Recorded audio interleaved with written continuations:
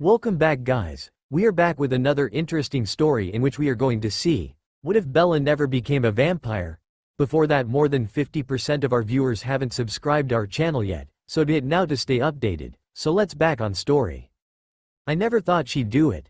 I just can't believe she said yes to his crazy plan. She seems so hell-bent on killing herself for that bloodsucker's kid.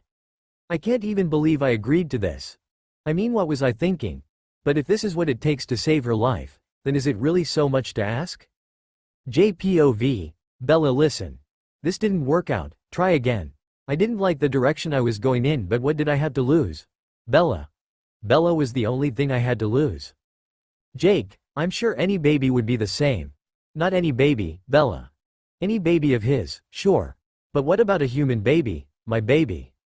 What, Jake, kill my baby and have some strangers, are you kidding me? Okay, Jake, just say it. Just lay your heart out there for her to stomp on one more time. 'Cause she sure as hell is never going to go for this, just like I told her leech. No, Belle's not a stranger. Here goes nothing. What are you talking oh? She looked touched and a little shocked, but I could also see the pity in her eyes. Pity for me. God, I was pathetic. But I didn't care. I was too far gone for that. You don't mean really? Yeah, wow. Bells, I would do anything for you. But I won't stand by and watch you die. I couldn't take this anymore. I was losing it. This is crazy. Can't you see what you're doing? Killing yourself for what? For something that's hurting you? And you're going to take both of us with you? I hope you know that. 'Cause Bells, neither of us is going to be around much longer after you're gone. Sure, that was a low blow, but this was Bella's life. Jacob. Oh great, she was crying now. Shit, what had I done? Not only was she never going to go for this, she was probably never going to want to talk to me again. Bella, Bells. Look at me. I took her too thin but still beautiful face in my hands. It doesn't have to be this way. You don't have to do this. You can have everything. Your blow. Edward, a healthy, normal baby to love. Just please, don't do this, not this way. I couldn't help the sobs that escaped me. Jake. She looked at me with such love. I don't deserve you. You really would do anything for me, wouldn't you? Bells, you know I would. And you should also know by now that I need you in my life like I need air to breathe. So please, Bells, just please. Jake, I love you. I don't know. Okay. Say I did what you're asking. How would Edward feel? I know you don't care about him, but this is his baby too. How can I do that to him? Typical Bella, only thinking about her leech lover, not herself, anybody but herself. Bells, he told me he has no plans to go on living, if that's what you call what he does after you die.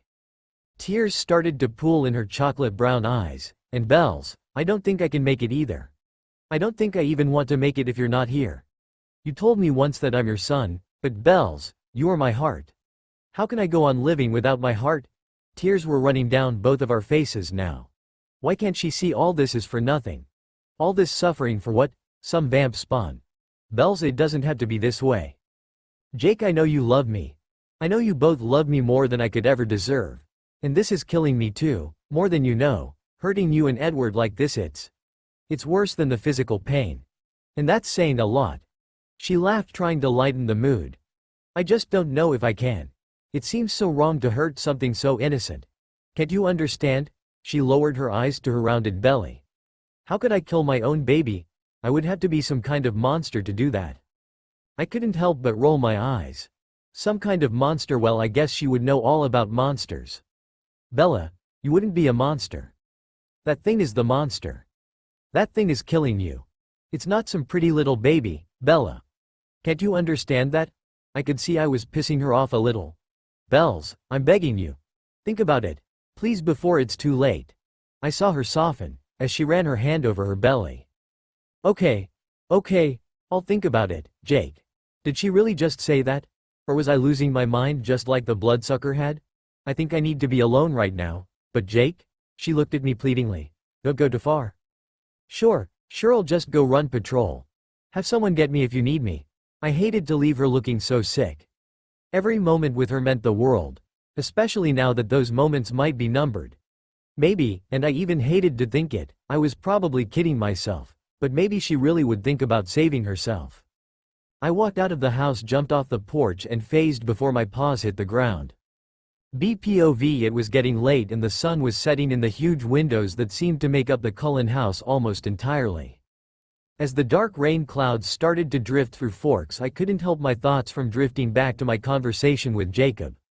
What if this was it? What if this really wasn't going to work out? If I kept going with this, not only could I lose my life, but I could lose everything that has ever meant anything to me. Edward. The Cullens. Charlie. I really didn't want to leave him this way. Renee. And then there was Jacob, my Jacob. I already knew Edward would go back to the Volturi and have them do something I couldn't bear to think about if anything happened to me. How could I let that happen after all we had been through? I also knew that Jacob wouldn't be able to handle it either.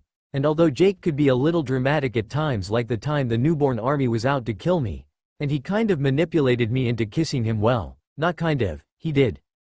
Not that I would change it for the world. I still blush to think about it, even now laying on Edward's in my bed. I will never regret that kiss. But my death would mean his death too, one way or another. I was sure of that. Then there was my vision from that mountain top. It seemed so long ago, another lifetime. And it was another lifetime. The life that I was supposed to live. Jake, Charlie, Billy, Renee, and my other family, the wolf pack, all together and happy. It was all so far away from where I was now. Then it hit me. Those two beautiful little children with silky black hair and bronze skin, with Jake running after them into the woods giggling all the way. My children, the ones I was meant to have. The ones I still could have if I just did as Jacob asked. It had only been a few hours, but I was already missing Jake so much. Jacob was the only person I could truly be myself with. He was the only one I could confess just how much this hurts to. And Jacob was the only one I wanted comforting me. What was inside me was hurting me, killing me. What baby would do that to its mother? And what exactly was inside me? Carlyle said the membrane around it was too hard and thick for the sonogram to see through. All my dreams of a green-eyed little boy made no sense to me now. I had to face it. This wasn't a normal pregnancy, and this was definitely not going to be a normal baby. I couldn't do it. I finally knew this. I just couldn't take the pain. But most of all, I couldn't hurt the two people I loved the most. And for what? For something that wants me dead? How can that ever be right? Oh, holy crow, it kicked hard, really hard, leaving yet another purple mark on my stomach. I grabbed the golden bedspread covering me to stop myself from screaming. Both Edward and Rosalie were in the room in an instant. But the only person I really wanted was Jacob. Edward looked at me with that look of alarm that I was beginning to get used to. Bella love, are you okay? I wanted to scream out. I wanted to say, of course I'm not okay. I have this demon in me killing me from the inside out. But I knew that would only make things worse and Edward would feel even more guilty. So I tried my best to put on a small smile, not that I was fooling anyone. Edward, I'm okay. It was just a little kick, really. I gasped out. I was such a bad liar. Yeah, Edward, Bella's fine. The baby is just strong, that's all. Rosalie had a big grin on her face. I really wished her dream would come true and she was the one carrying this baby, if that's what it was, with it clawing its way out of her. Then she could tell me how fine I was. Bella, do you want me to get Carlyle? I know this is worse than you want us to believe. You must tell us when you're in pain. Promise me you will tell us, Bella? Edward looked so scared and tired. How could a vampire look tired? They never even needed to sleep. They couldn't sleep. Something that I loved to do. Something that had always been an escape for me. Yes, Edward, I will. Edward sat down on the side of the bed. Actually, I need to talk to Edward alone if you don't mind, Rose. Is that really such a good idea, Bella? She eyed Edward warily. Rose, please, he would never hurt me. I knew it was going to be hard to get rid of her. Bella, it's not you I'm worried about. Yeah, I was finally beginning to see that. Rosalie, my wife wants to talk to me alone. You will leave? He stood up and glared at her with menacing eyes. This was one of the few times Edward really did look scary. Emmett must have heard all the commotion because, the next thing I knew, he was standing in the doorway. What's wrong, babe? He walked over and put his arm around Rosalie, who was standing there, arms crossed, defiant as ever. Nothing. Edward is just trying to get me out of the way so he can hurt the baby. Babe, Emmett said, a little exasperated. Rose, I was the one who asked you to leave first, not Edward. And Esme is right downstairs. I didn't care that I sounded annoyed. I didn't care about anything right now, except getting this thing out of me before it really was too late. Fine, Bella. I hope you know what you're doing, Rosalie said through clenched teeth. Edward gave a low growl at Rosalie. Yeah. Rose and I need to go hunting anyway, so we'll give you two some time alone. Emmett tried to soothe the situation, but it wasn't helping. Rosalie gave us all one of her hateful stares as she left the room. She knew something was up.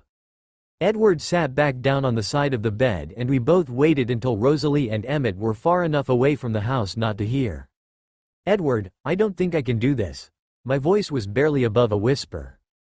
Edward's eyes shone with something I hadn't seen in a while. Hope? Bella, please tell me you are going to allow Carlisle remove the fetus. Yes, Edward, I can't hurt the people I love like this. It isn't fair. I could feel the tears well up in my eyes. Edward took me in a gentile embrace, but moved back when he realized he was making me shiver. Bella, I will go get Carlisle right away so we can finally get that thing out of you. Edward started to get up. Edward, would you first go get Jacob? I'd like him to be here too. JPOV. Knew as soon as I phased I would be in the pack mind. Just another great thing about being a werewolf. Not even my thoughts were my own.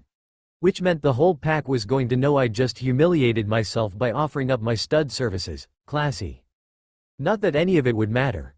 Bella would probably think about my offer for 2 seconds and decide to go on killing herself for that thing. When had I ever been able to make Bella see sense? She was the girl that thought turning into a cold, hard statue who never sleeps, has red eyes, and drinks blood was a good idea. Oh yeah, and sparkles like a disco ball in the sun. Who wouldn't love that? Have some evil life-sucking creature growing inside you. What's the problem? But the worst thing was the hope. Because, idiot that I am, I still had hope that she would do the right thing. Save herself. Have my baby.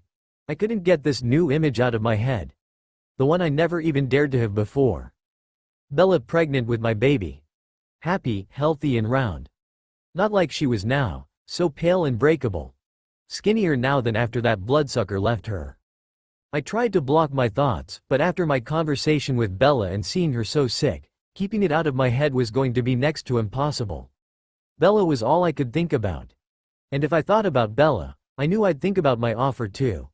The pack would find out about it eventually, sure. I just didn't need the embarrassment right now. I had taken enough blows for one day. I heard Seth's thoughts as I got to the edge of the Cullen property. Jake, you okay? Is she a vampire? He came running up to me. Hey buddy, I kept my eyes straight ahead, trying my best to not think of anything, as Seth kept up my pace. So, is she? He cocked his head to the side. Come on, is it that bad? I knew he wasn't gonna let this go. He had come to love Bella too. I don't think you could spend any time with Bella and not love her. She was just that kind of person. Well, Seth, no and yes, it is that bad. He just looked at me confused. What? I slowed, then stopped in my tracks. My paws felt heavy. My whole body, mind, and soul felt heavy from the grief. The grief that I knew was only beginning. No, I'm not okay, Seth.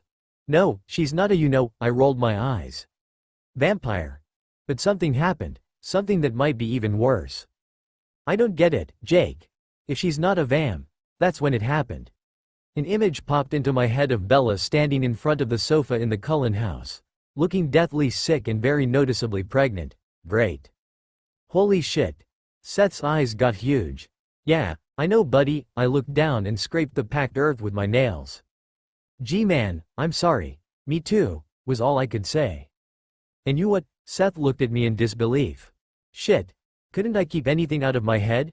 You offered to. I couldn't help but think, Seth is a sweet kid, but sometimes he really shows his age.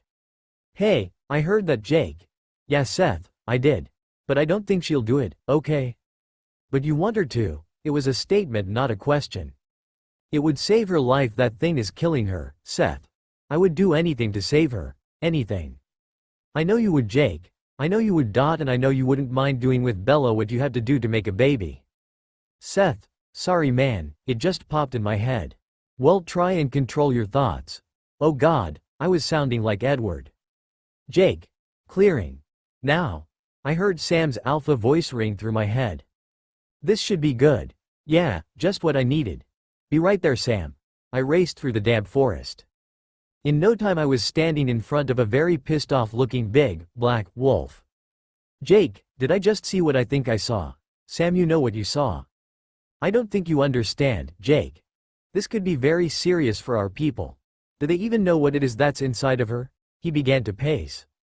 No, I sighed and sat down on my back legs. Something about a membrane and it being too much like their skin. Why haven't the Cullens taken care of this situation? Bella thinks she wants to keep it, and the blonde leech is protecting it. Sam's thoughts came fast and furious. Thoughts of getting the pack together and going over there. Thoughts of kidnapping Bella. Having Sue Clearwater operate on Bella to get the demon spawn out before it got big enough to hurt the innocent people it was our duty to protect. Sam, not that I haven't had those thoughts too, but it just doesn't make sense. Why, Jake?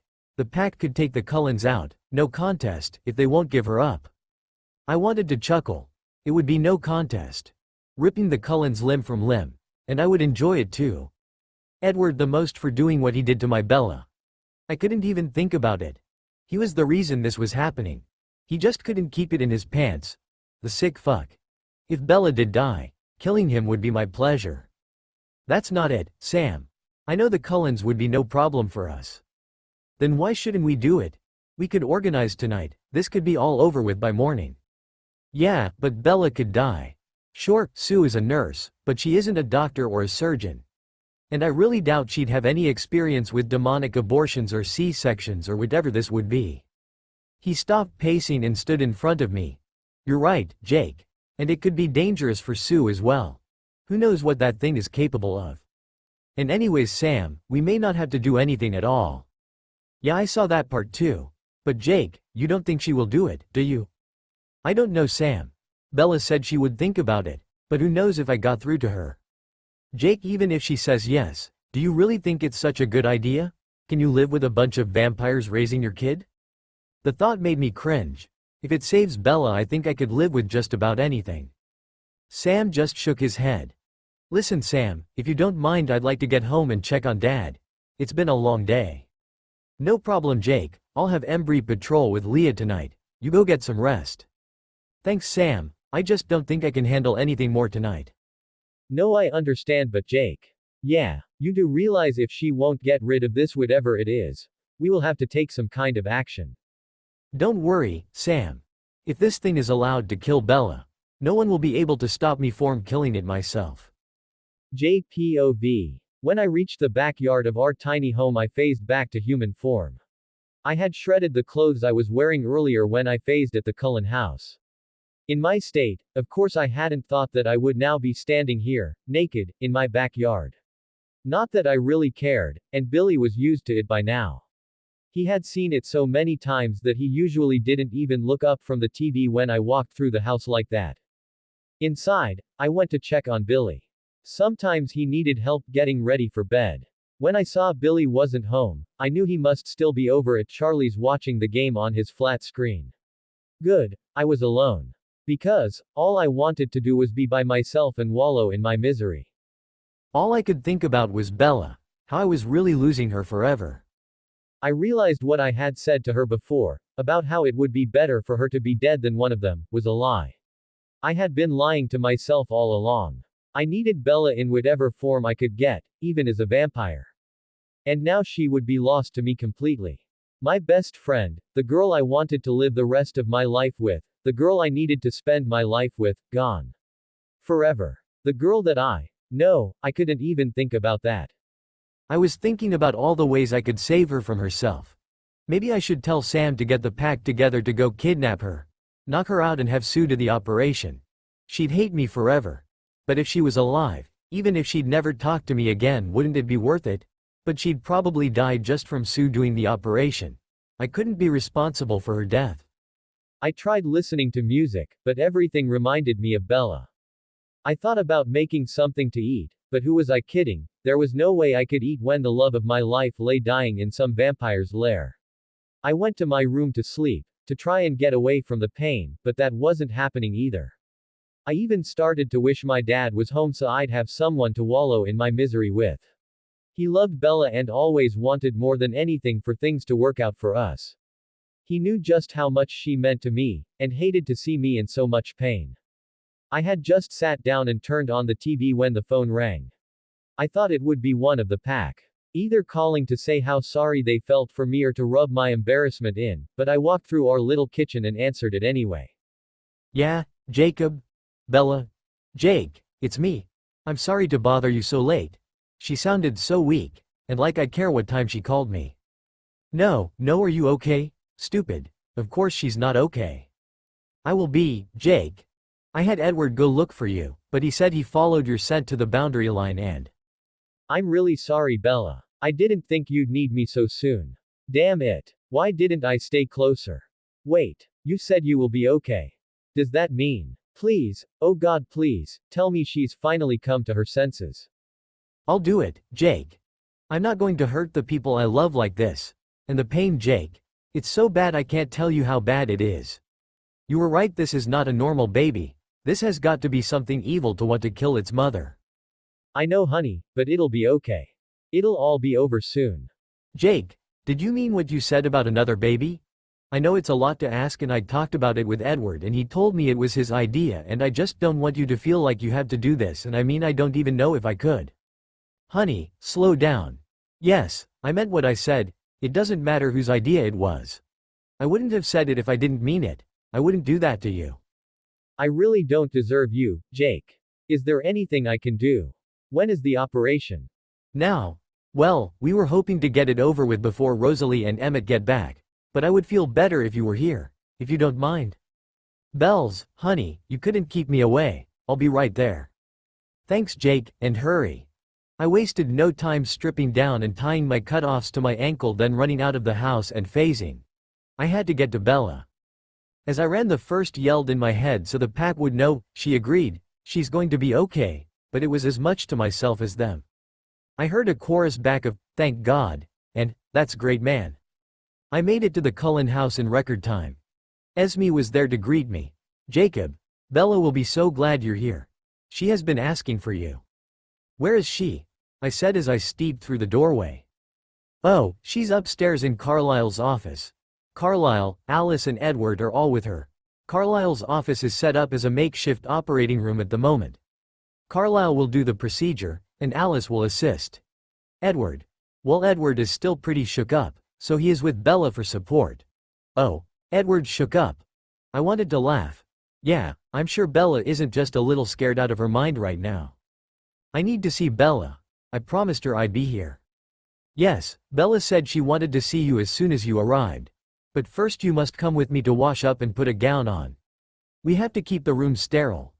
You understand, to keep Bella healthy.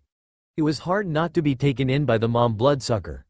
If it wasn't for the smell and the weird amber eyes, she seemed kinda nice. Kinda. I just nodded my head and she led me upstairs to a huge bathroom. I washed and Esme gave me a blue hospital-looking gown. She led me through the hall to what I guessed had once been Carlisle's office, but was now a hospital room. There was Bella, laying on an operating table. She looked so weak, but she managed to give me a little smile. I was still so scared for her, but I didn't want her to know that, so I put on my best Jacob smile. Bella, where the hell have you been, loca? It was the same thing I said to her when she brought over the bikes to my place. I hoped that it brought back happy memories. A time when there were no werewolves, no imprinting, no monster babies, and for me at least no vampires. A time when it was just Jake and Bells. Best friends on our way to being more. Bella smiled brighter and managed a rough little giggle. Edward was sitting in a chair holding her right hand with his back facing the door. In a one corner of the room, and there was a machine making a beeping noise.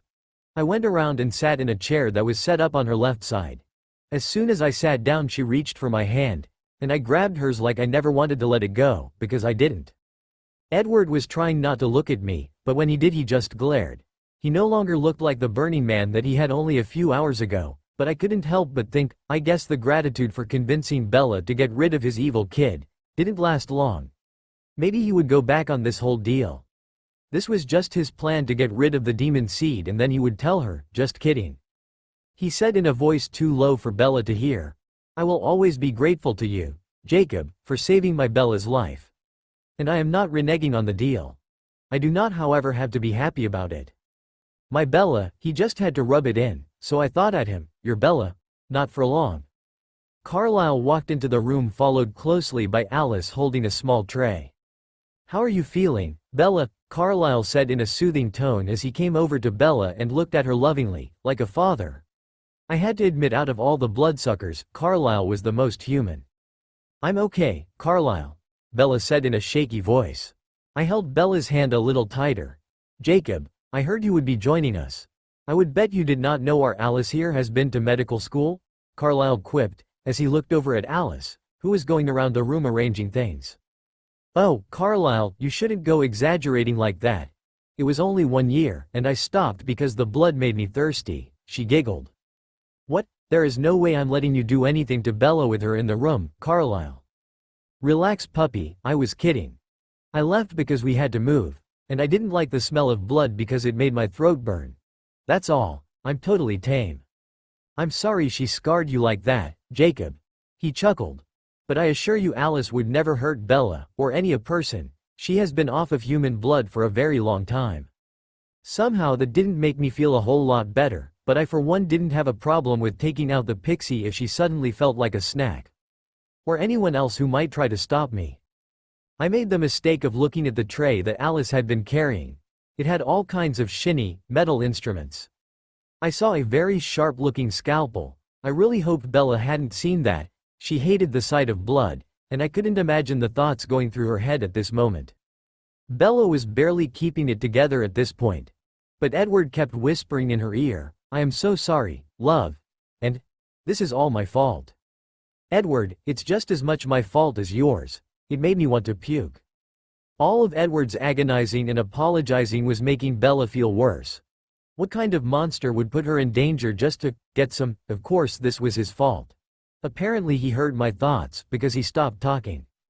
Carlisle finally came over with a needle. Now Bella, I don't think you need to be awake for this. So I am going to put you under and wake you up when we are all through.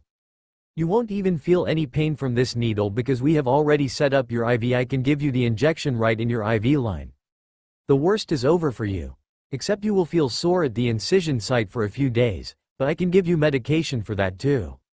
Alice came over to Bella's side near her head. Bella, you're making the right decision. Alice, did you have a vision? No, silly Bella. But I don't have to have a vision to know you're going to be okay. You're my sister, I can just feel it. Alice brushed Bella's hair back. There, much better, she said with a smile. Carlisle gave Bella the injection. Her eyes fluttered twice and she was out. Everything after that moment was a blur. I heard noises and saw movement from where Carlisle was working on Bella. But all I was looking at was Bella's peaceful, sleeping face. The next thing I knew Carlisle was telling us it was all over and that Bella was going to be okay. She suffered a little bit of blood loss, as was expected. But she will be fine and able to have children. We were very lucky to have removed the fetus when we did. I was so relieved. I think I took my first real breath since this all began. Bella was going to be okay. I was getting my second chance. And I was not going to blow it this time. JPOVI could watch Bella sleep forever, but I was glad she would be waking up soon. The color was already returning to her face. I could hear her heart beating strong. It was that fact that kept my heart beating. She would wake up, and I would see her beautiful brown eyes again. Of all the times I had almost lost Bella, this was by far the worst. Not that I ever really had her, but still. I couldn't help but think everything in my life would be a piece of cake compared to this. And everything up to this point was easy. Losing who I knew myself to be. Turning into a big dog. It was nothing, not compared to almost losing Bella. Carlisle and Alice had already cleaned up from the surgery. Burning all the soiled cloths and using bleach on all the hard surfaces. They worked fast, and I couldn't help but notice Alice held her breath the whole time. If it was that hard for the pixie, I couldn't imagine how the one they called Jasper would react. Maybe they hate him hogtied somewhere, I could only hope. The thought of any of them around Bella made my stomach turn. I was still sitting by her side. And not to my amusement, Edward was too. I just wanted to be alone with her when she came around. She wanted me here. That had to mean something. What if she was going to leave him and be with me? What if she had finally come to her senses about more things than one? What if the demon spawn freaked her out just enough that she would turn away from her vampire? I tried to push that thought to the back of my head. It was too much, too soon. And although I was going to fight for her with every fiber of my being, I just couldn't go there, not yet. I don't know, Jacob. Edward answered my thoughts. I really do wish I could read her mind right now. I really wish you couldn't read mine, I said with venom. It was bad enough that the pack was in my head when I phased. I didn't need this parasite sifting through my brain. Wasn't the pain and torment bad enough? Did he have to see just how badly I was hurting? Trust me, he said with a little smirk. No one wishes that more than me. He always had a smart-ass answer for everything. It made me want to leap across Bella's bed and kill him. But Bella'd never forgive me. Treaty be damned, that was the real reason I never killed him before. I was going to play this smart and not let this leech get to me, or at least that's what I kept telling myself. I couldn't help but wonder how she would feel when she woke up, if she would feel guilty for saving herself. If she would hate herself for hurting her vampire's feelings. That made me almost shake with anger. God, I hope not. I couldn't take it if she thought something like that. Edward was in my head again. Is that all you think about, yourself? I growled out at him. You know it's not, Jacob. None of this would have ever happened if you weren't so selfish. If you had just stayed away, she wouldn't be laying here. She would be happy with me. And you would just be a bad memory. If you really do love her at all, you'd give her up now, before you truly do kill her, or get her killed. He flinched but didn't respond. Carlyle came back in, checking the monitors for any change, but with his vampire hearing, I was sure he had heard our conversation. Boys, you have to get along right now for Bella. Alice and I can just as easily sit with Bella until she wakes up if you both can't behave, Carlyle said, in a calm but authoritative voice. That will not be necessary, Carlyle, Edward sighed. Sorry, Dr. Fanga Carlyle. I flubbed. Carlyle chuckled. All right then, I expect that I won't have to remind you two again, Carlyle warned, and patted my shoulder. Bloodsucker or not, I had to be grateful to Carlyle. He had saved my life twice now. Once when I had been mangled up by those newborn vampires, and now saving Bella. I couldn't help but to be thankful. Her vitals are very good.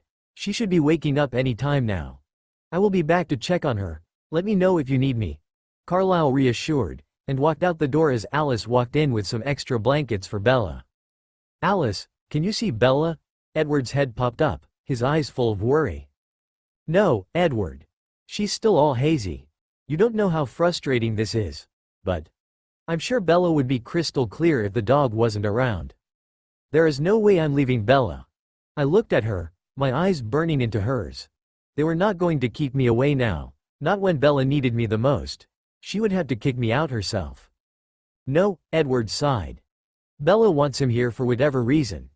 Edward stole a quick glance at me, and I thought, not leaving Bloodsucker. Edward shook his head. I just need her to be okay, Alice. She'll be fine, Edward. She'll be perfect. You worry way too much. Thank you, Alice. Bella was looking better and better by the minute. I was rubbing the back of her hand with my thumb when she made a little sound in the back of her throat. She opened and closed her mouth like she was talking in her sleep. Bella? Bells, honey, you're okay. Everything's going to be okay, I said, hoping the last part really was true.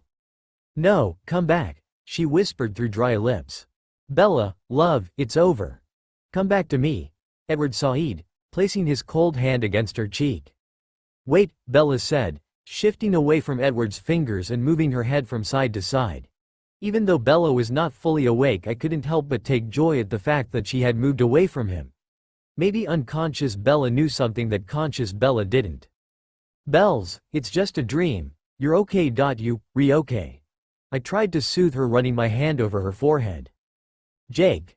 Bella opened her eyes to a slit, licking her parched lips. Yeah, honey, it's me. Bella gave me a tired smile and tucked her face down like she was embarrassed. Bella's cheeks blushed the most beautiful shade of pink. My heart soared. Just a dream. Bella breathed, waking up a little more now. Bella, thank God. You had me so worried. Of course Edward would make this about him. Edward, I'm fine. Please, don't worry about me. It made me sick that she felt guilty for upsetting him.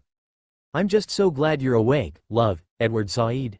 Bella, I told him you would be fine, but you know Edward, Alice said, moving closer to lay another blanket on Bella. Jake, you're here. Bella looked up at me. Where else would I be? I thank you, Jake. For staying. It means a lot to me. Nothing could keep me away. I wouldn't let them kick me out, I said, brushing my thumb over her cheek. She gave me a confused look, then turned to Edward. You tried to make him leave? Bella, please don't upset yourself. No one was trying to make Jacob leave. Alice just mentioned that she could see you better if he was not near you. Edward shot me a look. Doesn't matter, Bells, I'm here, you're okay. That's all that matters. Just please, don't fight. I put everyone through so much, I'm sorry. No, Bella, Jacob is right. All that matters now is that you're okay. Bells, you still look really tired. Maybe you should try to get some rest. I held her hand and rested my arm along hers to warm her up. Bella still felt cold to me, even with all the extra blankets. I feel like I've been drugged. Bella yawned. You have, I laughed. The blush returned to Bella's face. Yeah, well, I don't want to sleep right now. Come on, honey, you can barely keep your eyes open. Get some rest. I'll still be here when you wake up. Maybe just a few minutes. Bella, sleep as long as you like. You need your rest right now. Edward sighed, looking down at Bella. Bella looked at me with worry in her eyes. I'll still be here, I promised. Just a few minutes, Bella breathed. Just a few minutes, I agreed. But the second she shut her eyes, she was out like a light. With all Bella'd been through, she'd probably sleep for days, but I wasn't going to argue. I'd be here when she woke up, no matter how long she slept. That was one thing that she definitely did not have to worry about. When Bella was just barely asleep, something flashed in Edward's face. He was working hard to regain his composure, but I saw it. He and Alice exchanged a concerned glance. What's going on? I said, a little too loud. Bella's eyes flew open. Charlie? Edward sighed in a lifeless voice. Did something happen to Charlie? Edward, you have to tell me, Bella pleaded. No, Bella, nothing happened to Charlie. In fact, he has decided to pay us a visit. Charlie, he's coming here, I said. Yes, he knows Bella is back. Oh, I hate being blind. I should have been able to see him coming. How much time, Edward? Alice asked. He will be here soon, he's coming up the drive. Jacob, you have to go talk to him. No, there is no way I'm cleaning up your mess.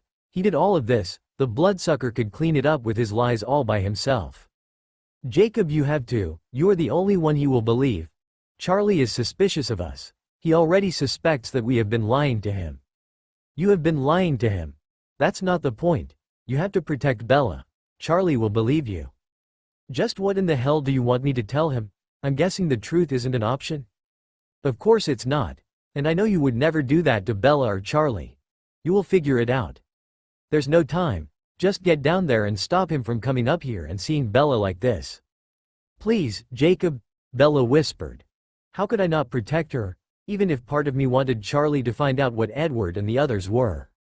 I can't believe I'm doing this, I muttered to myself, as I released my hand from Bella's. I passed Carlisle on my way out of Bella's room. Jacob, I heard about Charlie. I'm sorry we're putting you in a position where you have to lie to him. I know how close your families are.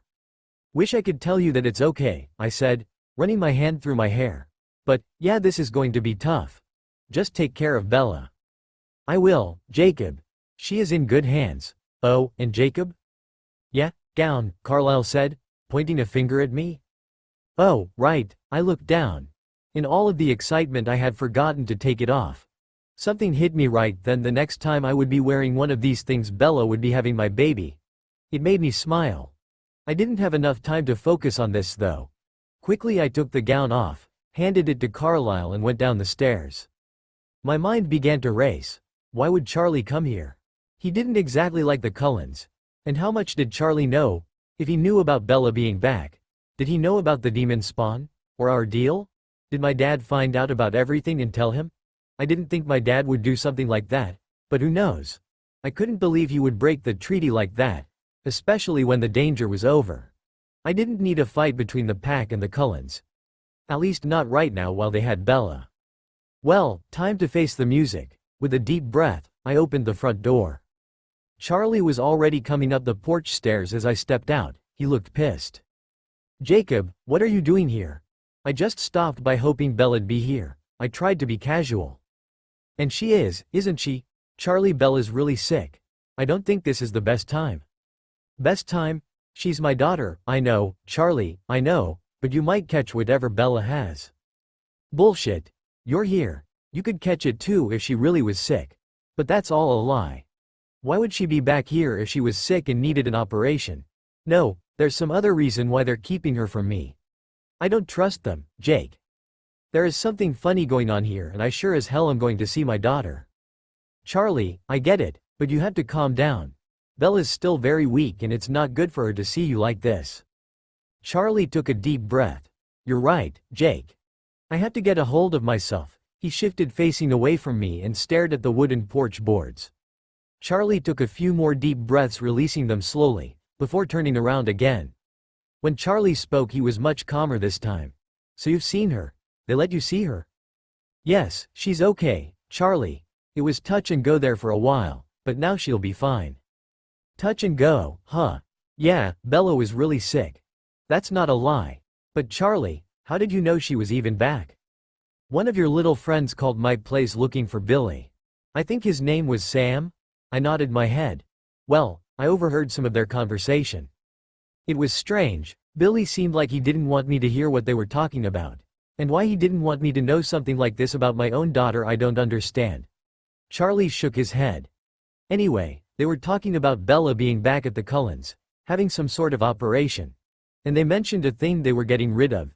Jake, do you know what they were talking about? What's wrong with Bella? Shit. What the fuck could I tell him? Her appendix had burst. That's what they were talking about getting rid of. Like I said, she was really sick, but it's all over now. So it really was the truth? Bella was sick and needed an operation? You're not lying to me, Jacob, are you? He eyed me suspicious. No, Charlie, Bella really was sick and she did need an operation. That part, at least, was not a lie. Her appendix. But she's okay now. Charlie, I promise, she's fine now. Well, that's all fine and good, but I still need to see her. Charlie went to go through the open door, but I blocked him. I know, Charlie, but Bella needs to rest after all that she has been through. Maybe you should come back in a few days. I tried to stall him, but I knew he wasn't going for it. I don't think so, Jake. Now I know you're a good kid, and I would hate to do this, but you can either move aside, or you can wait for me in the back of my car with handcuffs on. Charlie, this isn't. Make your choice, Jake, either way I'm seeing Bella. I moved aside for Charlie and followed him in. What else could I do? Phase and physically keep Charlie out? Like that wouldn't bring on some pretty weird questions. JPOV. Charlie charged up the stairs like a raging bull, with me hot on his trail. We're in here. I heard Edward call. Charlie's hand twitched to the gun on his belt at the sound of Edward's voice. I was pretty sure Edward and the other vamps heard my little talk with Charlie, so they could keep our stories straight. Charlie marched down the hallway into the room where Bella was. Only Bella, Dr. Fang and the Bella's leech were still in the room. Alice must have ran for cover. Carlisle was in the corner, fiddling with some papers. Hello, Chief Swan. Carlisle said, setting his papers down. Charlie ignored him. He just stared right at Bella. Dad, Bella acted surprised, as she sat up straighter. Edward was sitting on the side of Bella's hospital bed. Neither Edward or Carlisle were wearing the surgery garb. Bells, what the hell is going on here? Charlie walked over to Bella's side, where I had just been minutes before, preferring to stay as far away from Edward as he could. I leaned against the door frame. Bella looked at me, shooting daggers at me with her eyes. I just put my hands up in defeat. Dad, don't be angry. Bella pleaded. I'm not angry, Bells. At least, I'm trying not to be. I just don't understand. I have to hear from Billy that not only is my daughter back, but she's having surgery. Why didn't you call me? Why aren't you in the hospital? Charlie, sir, Carlisle had all of the equipment he needed here. It was safer to do the surgery at the house rather than risk taking the time to bring Bella to the hospital, Edward sighed. And why did your father just happen to have all this? Charlie said, motioning to the bed, monitors, and IV laying around his house. Edward, don't you think that's just a little bit odd? Charlie, I don't usually keep these things in my home, Carlisle said, as he walked over to Charlie. But you see, when Bella insisted on coming home early from Atlanta, I wanted to be sure I had everything I could possibly need for her here, should anything go wrong. And as you can see, it was very fortunate that we did take these precautions. Charlie looked at Carlisle, and was quiet for a moment. He sat down in the chair next Bella's bed, not sure what to believe. Charlie's gaze softened as his eyes shifted to Bella. Huh, so Bella insisted on coming back early. Sounds like you Belle's stubborn. I take after my dad in that way. Bella said. Yeah, well at least you come by it honestly. The corners of Charlie's mouth lifted up as he looked at his daughter. But, Bells, Charlie's smile faded. Why keep me away? You know that I would be there for you. Dad? Bella sighed. No, Bells, tell me, I know I'm not perfect, but have I been that bad of a father? I mean, you could have died. Bella cringed. There wasn't time, it all happened too fast, and really Dad, I'm fine. You don't look fine. You look like you haven't slept in weeks, and you're skinny as a bone. Doesn't seem fine to me, Bells. Well, I will be fine. I'm feeling better already, and now that I'm getting better I'll eat more. I'm sure Esme is down in the kitchen as we speak fixing Bella something to eat. Don't worry Charlie. Bella will be as good as new in no time, Carlisle said. Edward groaned and pinched the bridge of his nose with his finger and thumb. There was a noise from downstairs. A door opening and closing. Scuffling. It had to be Blondie coming home. I prayed that Charlie couldn't hear it, and I just hoped the rest of them could keep her under control. She did it, didn't she? Rosalie yelled from somewhere downstairs. Now I knew Charlie heard that. She could blow everything. Or maybe we could just let her tell Charlie and hope he'd think she was nuts. Did they have nut houses for bloodsuckers? What is she yelling about? Would someone tell me what's going on? Charlie looked around the room for some answers. Bella's face was panicked. Please excuse Rosalie. She is going through something at the moment. I'm glad you came by, though. You are always welcome in our home. I should go see if I can be of some help. But Charlie, please feel free to come by and see Bella anytime you like, Carlisle said, as he disappeared through the door. More scuffling, hushed whispers, and another door opened and closed. That's it, if somebody don't tell me, Charlie said before Edward cut him off. Charlie, Rosalie is upset because Alice gave away some of her clothes to Goodwill. Alice is always doing it, and it drives everyone crazy. I'm sorry you had to be here for this, Edward sighed. Charlie peered at Edward through squinted eyes. Edward, just what do you take me for? That was sure as hell about more than just some old clothing? Charlie got up out of his chair. Charlie, where are you going? I asked. Out to the patroller. I'm radioing for an ambulance. Bella, you're coming with me. You're not spending one more minute in this house. Dad, no, you can't do that. I won't go, and you can't make me. Well, I'm not letting you stay here with all of them. Dad, I'm over 18, you can't just come in here and take me away. I don't care if you're 18 or 98, I'm not leaving you here like this. I don't trust them, Bells.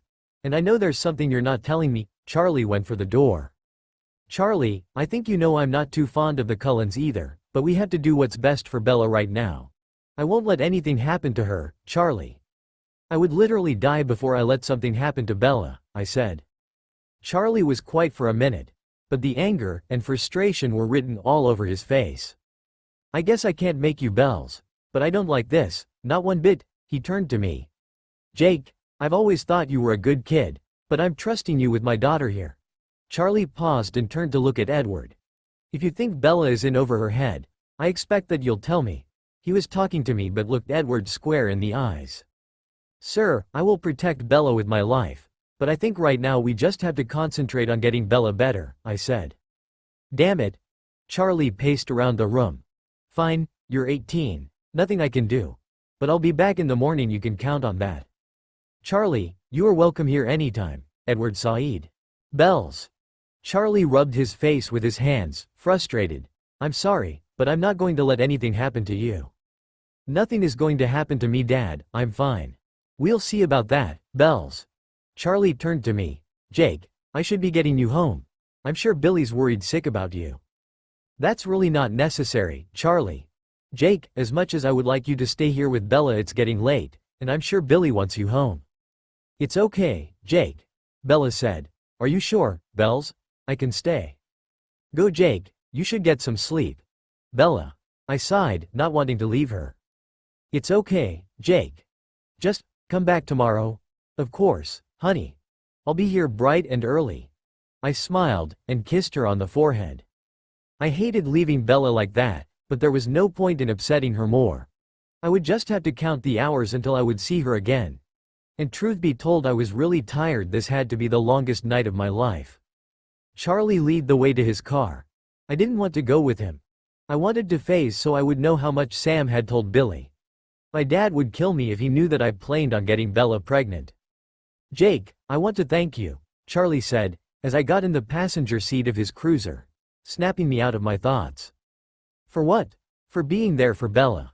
I know something's wrong with that whole family. I didn't want to think it, didn't want to be like some of those small-minded townsfolk, but now." Rain started to come down, not a lot, but enough that Charlie turned on his windshield wipers. "What do you mean, Charlie?" I said, barely above a whisper. "Not sure, and if I had to make a guess you'd probably think I was crazy," Charlie laughed. "You'd be surprised," I muttered. "You know I'd always hoped she'd pick you, Jake, still do. I love her, Charlie, and I know she loves me too, just wish that were enough. Maybe it is the way she looks at you, Jake. I know her feelings for you run deep, but what the hell do I know? I'm just an old man, right?" He looked at me with a gleam in his eye. 100 next birthday? I joked. "Hey, kid, watch it," Charlie chuckled. We drove in silence for a while. Charlie's eyes fixed on the road ahead, his expression unreadable. Charlie sighed, and his hands gripped the steering wheel tighter. "I just wish I had been around more while she was growing up. I can't help but think that if I had, Bella wouldn't have gone for the first guy that came along." Charlie was quiet and seemed to be lost in thought for a moment. "Anyway, I still have hope for the two of you, Jake. Don't give up on her just yet." "Don't plan to, Charlie. I still have a lot of fight left in me." "I'm counting on that, Jake," Charlie said, as he reached over and patted me on the shoulder. We pulled into the little driveway that ran past my house, and I got out of the car and started for the door as the rain came down harder. Charlie rolled down his window. "Jake?" I turned around. Charlie still looked troubled. "I meant what I said. If there's something I need to know, I want you to tell me. No matter how angry Bella'd be," Charlie said above the patter of the rain. "Sure thing, Charlie." Driving home with Charlie felt very awkward. There were so many things I wanted to tell him. So many things he deserved to know. But I was helpless. I had to keep the secrets for my pack and for Bella. Dad was sitting in our tiny living room when I walked in, watching a repeat of some old show. I knew he had to have been waiting up for me. He was never up this late. "There's frozen pizza out there, if you're hungry," he said. I nodded and headed for the kitchen. I was hungry. Starving, really. I couldn't remember the last time I had eaten. Billy wheeled himself into the kitchen, as I took a pizza out of the freezer and popped it in the microwave. "So a lot going on at the Cullens tonight," Billy said. "Yeah, Dad, I guess you could say that," I said, getting out some bread for PB&J's. One pizza was not going to cute it. "Sam called me over at Charlie's, I heard." "Well, are you going to talk about it?" Billy said. I took a bit out of my sandwich and swallowed. "What's to talk about? Sounds to me like Sam already filled you in." "Jake," Billy sighed. I finished the sandwich as the microwave beeped, and took the pizza out. "It's over. Bella's okay. End of story. Seems to me like there's a little more to it than that," Billy said. My heartbeat started to pound in my ears. Had Sam told him the whole story? Bella could have died tonight, or if not tonight, if she had allowed that thing to live. Billy shook his head. She wouldn't have made it more than a few days, by the sound of it. I just thought we should talk about it. "No, Dad, what am I supposed to say? That the girl I loved chose a vampire over me, and she almost died trying to carry his baby? That I had to sit there helpless while her vampire father-in-law cut her open to save her life?" I sat down at the table and put my head in my hands. "What do you want me to say, Dad?" Billy wheeled himself over and put his arm around my shoulders. "Son, I'm sorry. I wish your mother was here. She was always better at this stuff than me." "This stuff? I never knew Mom was an expert at dealing with the undead." I left out a half-hearted chuckle. "Smartass." Billy grinned. "But Bella's okay?" Billy asked. "For now. So, she's still with the bloodsucker after all this? I just need to get through to her somehow. I hope you can, son. You know I always thought it was a mistake you not telling her." "I know, Dad. We had this conversation a million times. I mean the imprinting thing. You imprinting on Bella. Yeah, thank you Captain Obvious, got it. I just think it's a pretty big deal, Jacob, and Bella deserves to know. I couldn't tell Bella that I had imprinted on her. Not now, not yet. She need to chose me because I was the one she couldn't live without. Not because she felt sorry for me, or she felt she had to. I can't do that to her, Dad. Make her feel like all of her choices have been taken away. I shook my head. You know it wasn't like that for me. I've been in love with Bella since we were little kids making mud pies, then when she came back it was even stronger. I made my choice before imprinting was a thought in my head. She was always the only one for me. I just don't want to see you get hurt, son. I rolled my eyes. Dad. Listen, I'm really tired. I just want to get something to eat and go to bed. I promised Bella I would be back over there in a few hours. I said, getting up from the table. Billy's eyes lit up. Well, that's a start, son. Night, Dad. I mumbled, as I took the pizza into my room and shut the door. Just think about what I said. Billy shouted from the kitchen. I quickly eat my food. Then rolled over in my bed exhausted, falling back into the same dreams I always had. Dreams where Bella was mine. JPOV. The last couple of months went by pretty smoothly. I would go over to the Cullens every day to be with Bella. And do normal Jake and Bella things like watch movies and TV. I would tell her what was going on with the pack and at home. Rachel found out she was pregnant about a month after everything happened with Bella. It was a big shock to Paul, and an even bigger one to Billy when he found out. Considering they weren't married yet, Billy was pissed. He wasn't big on having kids outside of marriage. He thought it reflected badly on the tribe. But Paul and Rachel were engaged, not to mention imprinted, so there wasn't much he could do but threaten to kick Paul's ass for not being more careful with his daughter. I had to admit the thought of Billy trying to kick anyone's ass was pretty funny. I was sure he would find a way to kick mine if he found out I got Bella pregnant, if she would let me. Bella never brought up the baby issue, and even though I wanted to ask her about it, I just couldn't bring myself to. Bella was still getting better, coming back from the brink, and I didn't have it in myself to upset her. But I also knew at some point we would have to discuss it. It was just this unspoken thing between us, and we went on like everything was normal. Bella would light up when I came over. She was always happy to see me, and she would snuggle into my arms when no one was around. It felt good just to hold her like that. To smell her hair, and feel her soft skin on mine. Bella was always cold, so I tried to infuse her with some of my heat. To somehow let her know she could always be that warm if she would just chose me. At first we stayed in Bella's bedroom, watching movies that she loved like Romeo and Juliet. Sometimes she would throw me a bone and read while I watched Die Hard or some other movie she didn't care for. Lately we had moved to the den for our movie fests and Esme would make us big bowls of popcorn to share. I even brought over a copy of Face Punch for old time's sake. When I showed it to Bella she got into a huge laughing fit, remembering that horrible night with Mike Newton. But as bad as that night was, I always counted it as my first date with Bella, so it held a special place in my heart. Edward was never around. I had the feeling that he steered clear of the house when he knew I would be there. Charlie, on the other hand, was always coming by, checking up on Bella, making sure she was okay, and trying in vain to figure out what was going on. He even accused Bella of being in some religious cult. Not too off the make, I thought. Today Charlie was taking a break from guarding Bella and was having Billy over for some big game on TV. Happily this gave me a nice quiet house, so I could catch up on my sleep before heading over to Bella's, or I thought it would until someone knocked at the door. Damn it, go away. Another knock.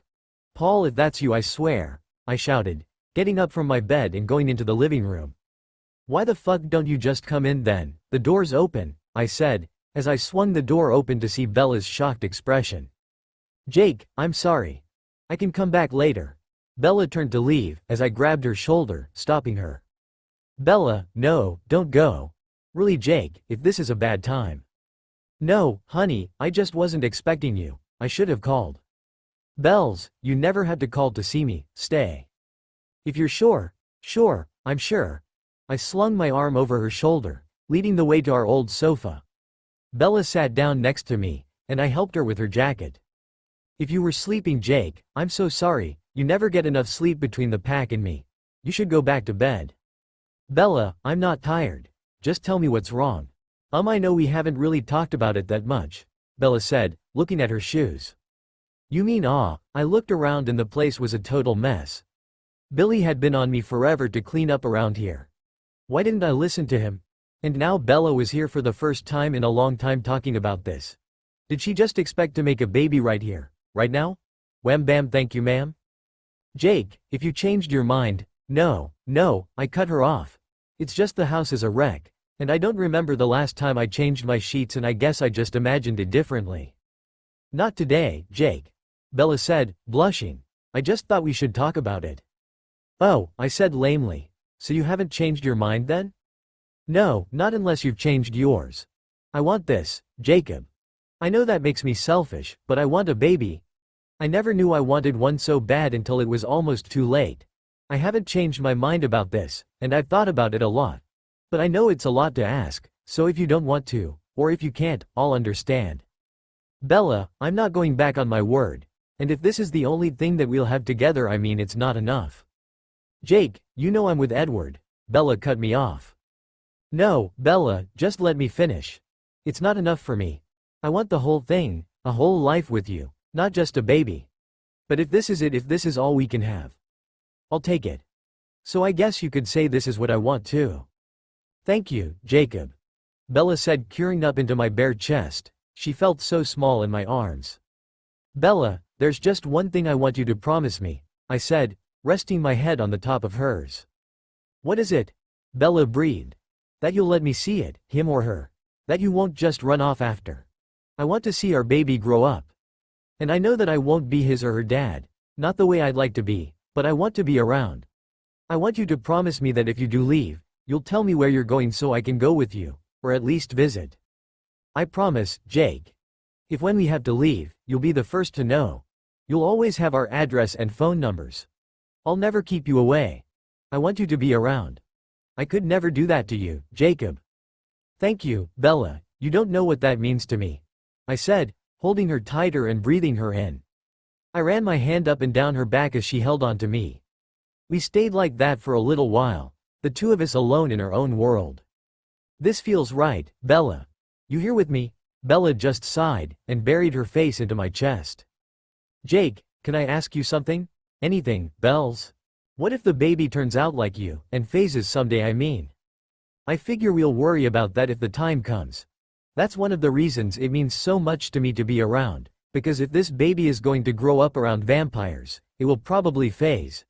And I don't want it to feel alone, like Sam did. I couldn't take that, Bells. I have to be there to help him or her.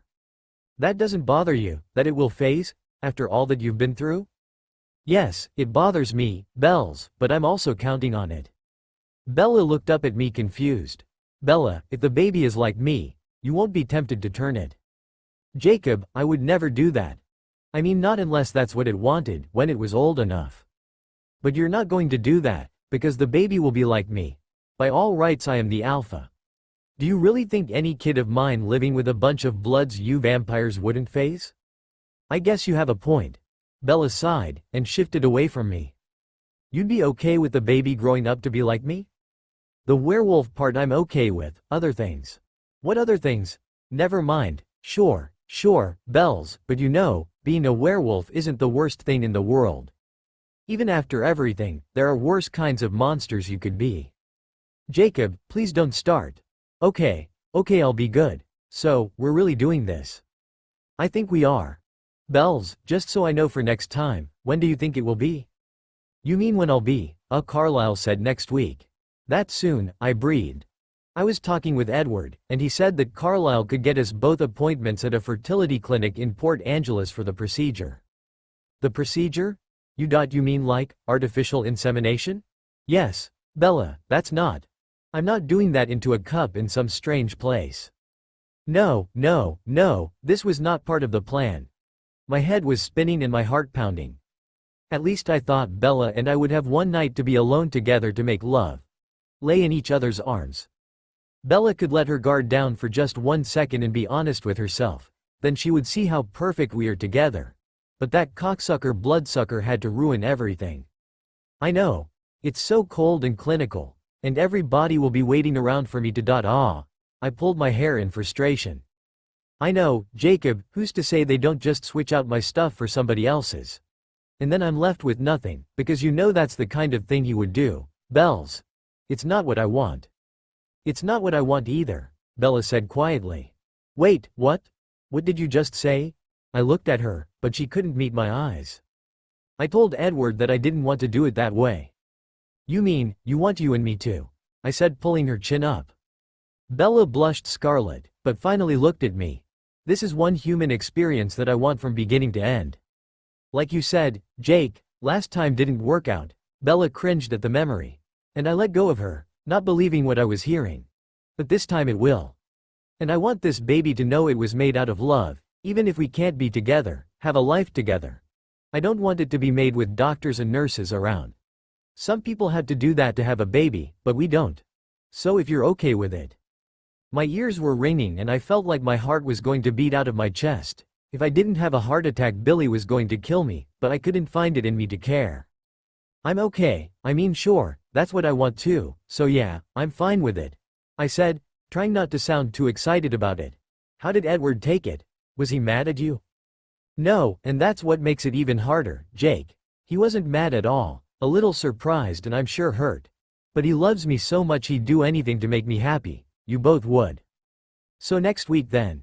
Edward said he would pay for a hotel room somewhere for a few days. No, Edward is not going to have anything to do with this part. Then where? Bella asked. Billy said something about a fishing trip with Charlie next weekend. Will that work? Yeah, that should work. I'll come over at around 8 in the evening.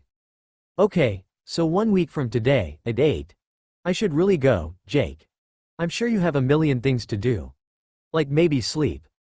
Bella started to get up from the sofa. No, Bells, stay. It feels like you just got here, I said, as I grabbed her hand. I have to go. Edward worries too much about me as it is. And this is the first time I've been out of the house in months. He's probably freaking out at the border right now. We'll let him freak out a little longer, just stay. I'll be back in a week. That's not so long. I guess not, but it's going to feel like forever. I sighed. Here, let me walk you to your car.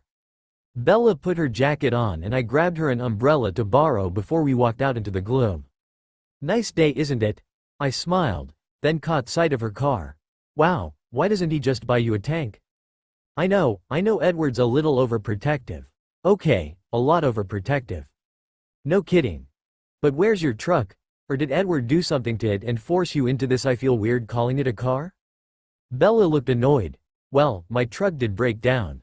Ah, Edward's handiwork then. Jake, you don't know that's what happened. Whatever you say, honey. But I could take a look at your truck, probably get it going again. That would be great, Jake. I feel like such an idiot in this thing. Maybe you should keep it. It would be great if you're ever attacked by missiles. Or if I ever decide to become a Colombian drug lord. Bella joked, fumbling with her keys. You never know, honey, the job market's getting pretty rough, gotta keep your options open. Bella smiled, but really, Jake, thank you for everything. I'll never be able to repay you for this. Anytime, honey, I said, taking her into a tight hug. Jacob, oh right, sorry. I released her and watched her taillights disappear in the distance. My heart soared. I do not own anything. It all belongs to SM. Where is she? It's 8:30. I thought to myself as I poured the spaghetti and meatballs into a serving dish. I wanted this to be a special night. So not only did I attempt to cook, but I had cleaned the whole house up. You could practically eat off the floors. And I made sure I changed my sheets. Hell, I even went out and bought new ones. I was beginning to freak out. Had she changed her mind? Was that leech stopping her from coming over? Maybe he had done something to her car just like he did her truck. I wanted to call her and see what was going on, but I didn't want to seem desperate. I would give her a few more minutes. What made matters worse was that Billy and Charlie were still here. They decided to finish watching some old movie on TV before heading off on their fishing trip. Great. Like this didn't feel awkward enough already.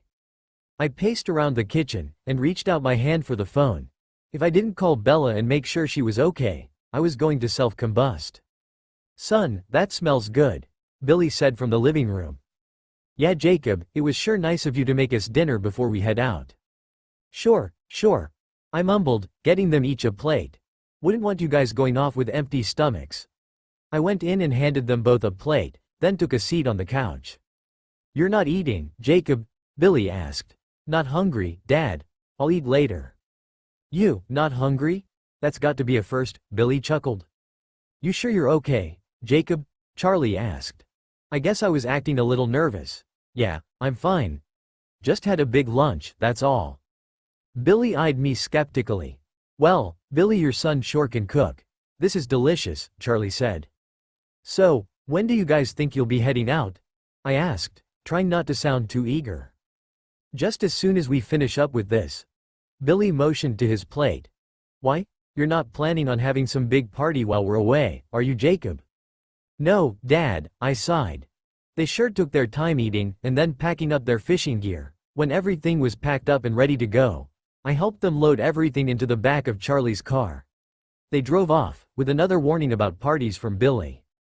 I was just about to go back into the house, when I heard a small noise coming from behind the garage. I walked around the tiny shed only to find Bella shivering in the cold. Bells, what are you doing here? I thought we decided, Bella said with her teeth chattering. I took her into a big bear hug. Honey, that's not what I mean. Why are you out here? I saw my dad's car and I don't know, I got scared. And I had a big fight with Edward. So I didn't want to go back there. Come on, Bells, let's get you inside before you freeze to death. I walked her into the house and sat her down on the sofa. I sat as close to her as I could, and wrapped my arms around her. I thought about survival 101 to keep warm, but I thought we'd get to that soon enough. Bells, what happened? I saw my Charlie's car, and I was too chicken to come in. Oh, I chuckled. What, you thought if your Charlie saw you here, he'd automatically think, baby making time? No, she scowled at me, before the corners of her mouth turned up into a small smile. Yeah, I guess. Stupid, right? Honey, I think that is the farthest thing from his mind right now, and Billy just thinks I'm having a party. A party? Bella smiled. I'm sorry, Jacob, I just got a little paranoid, with everything that's going on. You want to tell me what you were fighting about with Edward? I bet I can guess, I smirked.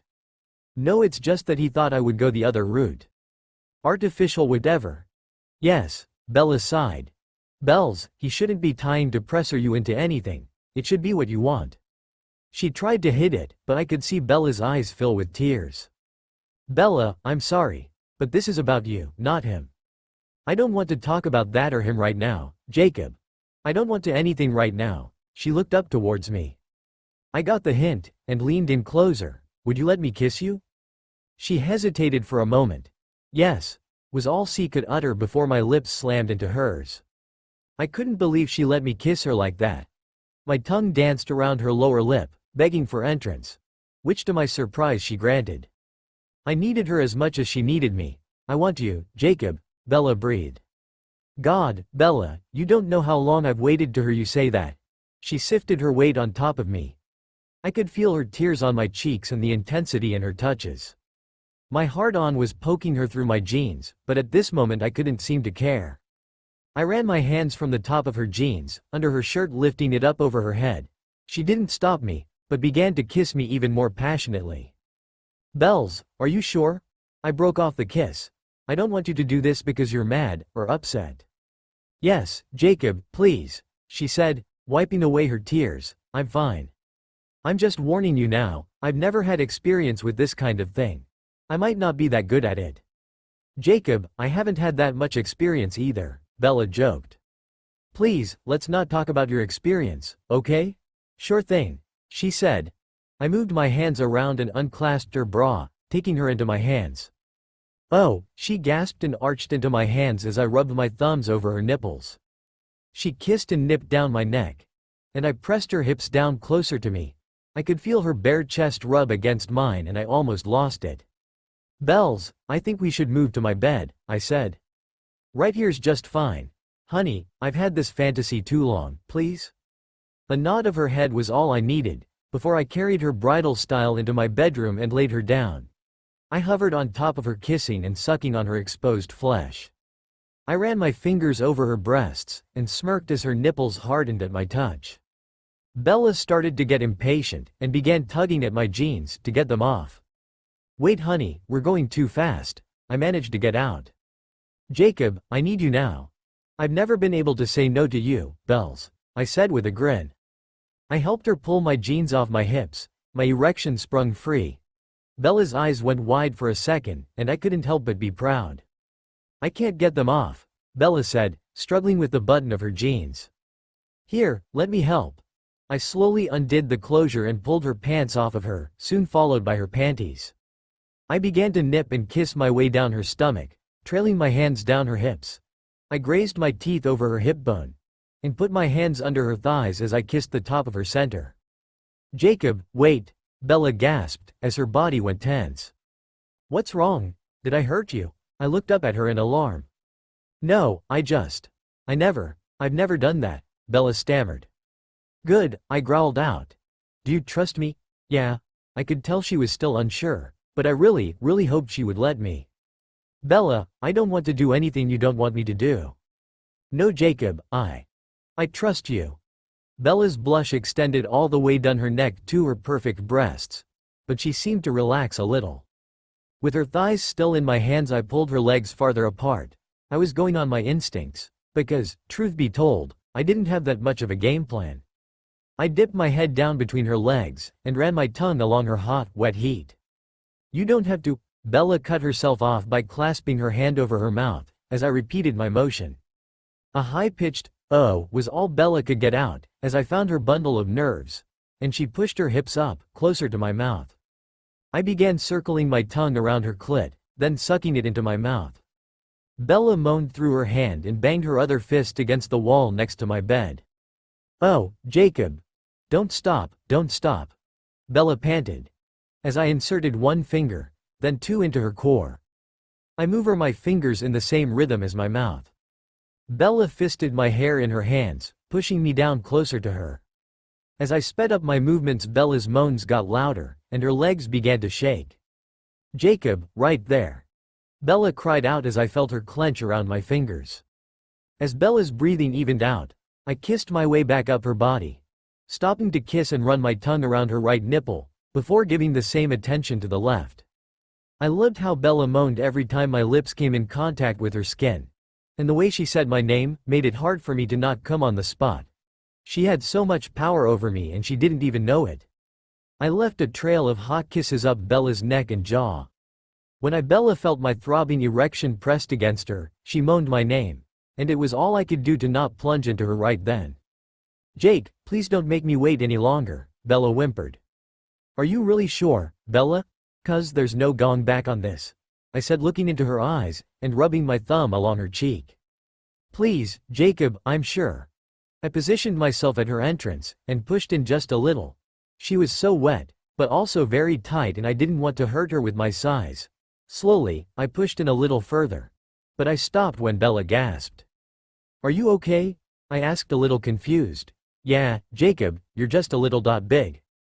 I tried to stop the grin that was spreading across my face. Do you want me to stop, Bells? I don't. No, Jake. She cut me off. It feels good, just move. She pushed her hips up, taking me deeper inside of her. I groaned at the sensation and began to move my hips. Bella was so tight, wet and warm. It felt like nothing I'd ever felt before. She surrounded me, and I was lost in the feel, smell and taste of her. Nothing could compare, and I didn't know how I was ever going to live without doing this with her. Jacob, Bella said breathlessly as she ran her hands through the back of my hair and down my back. I let her pull me closer to her. This only encouraged me more, and I picked up my pace. I wanted to show her with my body just how much I loved her, and how good we were together, in every way. Yes, Jake, harder. Bella moaned. God honey, you're so tight. I groaned, hitting every part of her.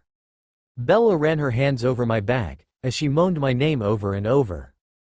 I knew I couldn't hold on much longer, and thankfully, Bella seemed to be close to her own release, as she closed her eyes and arched her back. Bella, look at me, I said, increasing my pace. Bella quickly looked up at me and then closed her eyes again. I can't. Yes, open your eyes, I said in a rough tone. I wanted to look into her eyes as she came. Bella slowly opened her eyes and looked at me, I wanted her to see all the love I had for her. I love you, Bella. I groaned. I love you too, Jacob, Bella panted out. Bella's walls shivered around me, and I couldn't hold on any longer. We found our release at the same time, as I came deep inside of her. I rolled my weight off her and pulled her into my chest. Wrapping my arms around her, we both tried to regain control of our breathing. Jacob, that was amazing. I mean, I've never felt like that. You mean you've never had an orgasm? I asked, a little stunned. I really shouldn't be talking about this. Bells, after what we just did, I think we should be able to talk about anything, I grinned. Okay, by myself, but never. Oh, wow. At least that was one thing I had over Cullen. Just let it go. Pretend I didn't say anything, Bella yawned. Sure, whatever you say, I said, too tired to argue. I pulled her closer to me, as we both drifted off. I fell into a deep sleep, and dreamed about what just happened with Bella. Every touch, every kiss replayed in my mind. Bella cried out, and it took me a second to realize that it wasn't in my dream, but from her lying next to me. Bella honey, it's okay. I held her tight and ran my fingers through her hair, trying to comfort her. Wait, no, don't go, Bella almost yelled. It's just a dream, honey. I'm right here, I said, rocking her gently. Bella woke up and looked at me. Jacob, I'm sorry, it was that stupid dream. What dream, Bella? Was it about him? I sighed. No, it's not important. Go back to sleep, Jacob. I'm sorry I woke you. Not a chance, Bells. Tell me what it was about. I think it would hurt too much. Hurt who, you or me? You. Bella whispered. I hooked my finger under her chin, and brought her face up to look at me. Tell me, Bella. Bella let out a slow breath, giving in. I've been having this dream ever since we came home from the honeymoon. It's about you and our children. Okay there. Bella, what happens in this dream? Jacob, I wasn't completely honest with you, remember when you were hurt by those newborns, and I told you I saw our future together? How could I forget that, Bells? Well, I didn't tell you that I also saw our children, a little boy and a little girl. I think they were twins. That's what I'm hoping I have. They were beautiful, Jake. They mostly looked like you with a little bit of me. And they had your hair and full lips. Bella sighed. I dream about them running into the woods, with you following behind, and you're all giggling and having fun. Twins. 2 babies with Bella, and not just one. My mind raced for a second, thinking about us raising them. Getting up in the middle of the night for feedings. Sending them on their first day of school. And I wanted it all so badly. It was just a dream, Bells, but it doesn't sound that bad a dream, at least to me. No, it is a nice dream, until I try to run after you. Then, I could feel Bella's tears hit my chest as I waited for her to continue. When I run into the woods, I can't find you. You're all just gone, and I'm all alone in the dark woods. Is that the dream you had the night of the surgery? Yes, Jacob, I want them so badly, and I'm afraid I'm losing them. It's just a dream, Bells. I know, it just feels so real. Bella snuggled in closer, and buried her face in my neck. Maybe, we could work on it some more tonight, if you're not too tired? How could I ever be too tired to make love to Bella? You really will be the death of me. I joked as I laid my body over Bella's. The tear streaks were still fresh on her face as I kissed them away. If the great and powerful Chief Jacob is too tired, Bella joked. Oh, I'm awake. I said in a husky voice, and I'd say the little chief is wide awake too. And I'd say the little chief isn't so little, Bella laughed. I reached my hand down between us, and into Bella's folds. Oh God, she was still wet. I positioned myself at her entrance, and took her in a gentle kiss, which turned more passionate. I slid into her, and she felt just as good as before. I set a rhythm, as Bella's hip came up to meet mine. Bella wrapped her legs around me and I slid in further than I had before. Oh, Jacob, Bella moaned. Bells, I will never get tired of this. You can wake me up morning, noon, and night. Jacob, harder. Bella said. And I pumped into her as hard as I thought she could take. My body pressed against hers, but she tried to pull me even closer. Damn, Bells, you felt so good. I tried to concentrate on my movements, because, if I let myself think about how good she felt as I pounded into her, or how our bodies were connected, I would lose it. My hand found Bella's and I intertwined our fingers above her head. I reached down with my other hand and began to rub her bundle of nerves. Jacob, Jake. That feels so good, Bella gasped. I could sense that she was getting close. Say it again. Say my name, Bella, I said as I quickened my pace. She really had no clue what that did to me. Jacob, oh, Jacob, fuck. Bella cried out as she came, and I soon followed. We both collapsed, completely exhausted. Bella laid her head on my shoulder, and I wrapped my arms around her. My head danced with visions of Bella big and round, heavy with my baby, as I rested my hand on her lower stomach. I awoke with a start, and swept my arm across my small bed. Bella wasn't there, and I started to panic. My heart sank until I heard the shower running. She was still here, and it all was not just some dream meant to torture me. As I calmed down, I decided to go heat up last night's forgotten about dinner, still not believing what happened the night before. I turned on the shower as hot as it would go. It was the only way that I could pretend Jacob was still near me, next to me, on top of me, inside of me. Stop. I had to stop things like this. I was a married woman. I had chosen Edward, right? He was the one I had married. The one that I wanted to spend eternity with. So why then couldn't I stop thinking about Jacob? I couldn't stop my hand for dipping lower and lower down my stomach and down further. Jacob had made me feel like I had never felt before. The way my body reacted to his, could I ever live without that? I slipped my fingers into my center as I thought of last night. The heat. The passion he showed me. He would never treat me like some delicate flower.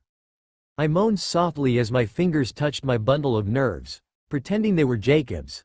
I hoped he couldn't hear, but somewhere inside I secretly didn't care. What we have shared had been more than I ever thought possible. Our bodies joined in the most perfect way. I stroked faster as I thought about him, his strong arms holding me, him filling me so completely, and the heat. His heat. That's what I would miss the most. I tried to banish all thoughts of Edward and the future. This weekend was ours. I bit my lip as I came, stifling the word I most wanted to scream out, Jacob. I stepped out of the shower and wrapped a towel around my body. Jacob's woodsy smell was all over, and I breathed in deeply, taking as much of his smell in as I could, and trying to remember the way it made me feel now. Knowing someday that same scent that I took comfort in, I would come to hate when I was changed. My stomach turned at the thought. How could I ever learn to live without my Jacob? The one who had fixed me when I was broken. The one who would do anything for me. And the one who I had just spent the best night of my life with. But choosing Jacob would mean living without Edward, and that whole life I had been waiting for so long. I wiped away the steam from the mirror, as my thoughts turned back to the day before and Edward. He had been so angry, angrier than I had ever seen him. He had even broken one of Esme's favorite vases against the wall. The look of hurt and betrayal clear in his usually composed face. He had never spoken to me in that way either. It all flashed back into my mind, and his words stung like he was right in front of me, saying them again. He's just using you, Bella, Edward had yelled as he paced around our room. This is all a game to him. As soon as he has his way with you, he won't want you anymore. I tried to tell him that Jake wasn't like that. That I was the one using him, even though I didn't want to think of it like that. I was the one who wanted a baby after all. But everything I said just seemed to make Edward angrier. I tried to pull myself back to the here and now, looking into the mirror and running a comb through my damp hair. I heard Jacob making noise in the kitchen, and glanced around the tiny bathroom, realizing I had nothing to put on, my overnight bag long forgotten in the back of my car, and the clothing I had worn yesterday thrown all over Jacob's room. I felt a little weird just waltzing around his house in nothing but a towel. But Jacob and I had shared so much, it really was silly to feel self-conscious now. Taking a deep breath and tightening the towel under my arms, I marched out of the bathroom. Jake was pulling out some dishes when I found him in the kitchen, dressed only in a pair of cut-off sweats. As he turned toward me, his eyes raked over my damp, barely dressed body, and I could feel the blush rising in me. Oh, my clothes, I left them in your room. I managed lamely, as started to head for Jacob's room. Bells, yeah, I'll just be a minute, Jake. I tried to stall him. Why did I feel like this? Jacob had just seen me completely naked, so what was the big deal? Jacob had a guilty grin on his face as he walked up to me. It's just that I think some of your clothes got a little damaged last night, sorry. Well, the only other things I have are still in the back of my car, I said nervously. Jacob was just too close, looking too good. All I wanted to do was ask for a repeat of last night. I had to get control of myself, but I wanted to run my hands over Jacob's chest in the worst way, and it's not like he would stop me. No problem, I'll be back in a sec. Jacob cut off my thoughts, just before I made my move. No, really Jake, you don't have to do that. And I think it started to rain. Do you mind if I borrow a few things of yours? Sure, whatever you want. You'll have the best luck in the bottom drawer of the dresser. Pretty sure I still have some clothes from before, you know, the werewolf thing. They might fit you better, but they'll still be too big. Are you sure you don't want me to get your stuff? I can deal with big. You sure can, Bells. Jacob winked at me. I couldn't help but to smile as I shot Jacob a look. I can deal with big. Why had I said that? I could feel my blush getting worse. What? I just meant that you look good in whatever you wear, Jacob said with a big grin. Sure. I mumbled, stealing his line. I rummaged around Jacob's dresser, finding a pair of tidy whities that looked too small for Jacob now. Then managed to find a white t-shirt. It was too big, but it hung low enough down my legs to be a dress. I was enjoying the fact that the shirt still smelled like Jake when I turned around to face the mirror. It was then that I saw the writing on the shirt. In big, black letters it read, "Once you go black, you never go back." Great. I laughed to myself. But beggars can't be choosers. And truth be told, I really didn't want to put on clothes that Alice had picked out for me. In this silly t-shirt I felt more myself than I had in months. Walking back into the kitchen I noticed the table set for two. Jacob saw the shirt right away. You found the family motto. He chuckled. It was the only thing that halfway fit, I said, trying not to laugh. No, it looks good on you, it's just, what? It's just that I kinda like the towel, I rolled my eyes. Okay, sit down, breakfast if ready well, dinner really. I thought we'd have dinner last night but, Jacob said, as he sat down two huge plates full of spaghetti. There's cereal if you'd rather. You cooked? I wanted it to be special, it's not a big deal. He tried to blow it off. Jake, I'm sorry. I didn't mean to ruin, I mean you went to all this trouble and I just sort of jumped you. God, I'm such an idiot. Bells, would you stop? Trust me, you didn't ruin anything. Jacob put his hands on the tops of my arms, as he looked down at me. Last night was the best night of my life. I felt my face heat up because it had been the same for me. I didn't know what to say to him so I just smiled as Jacob beamed at me.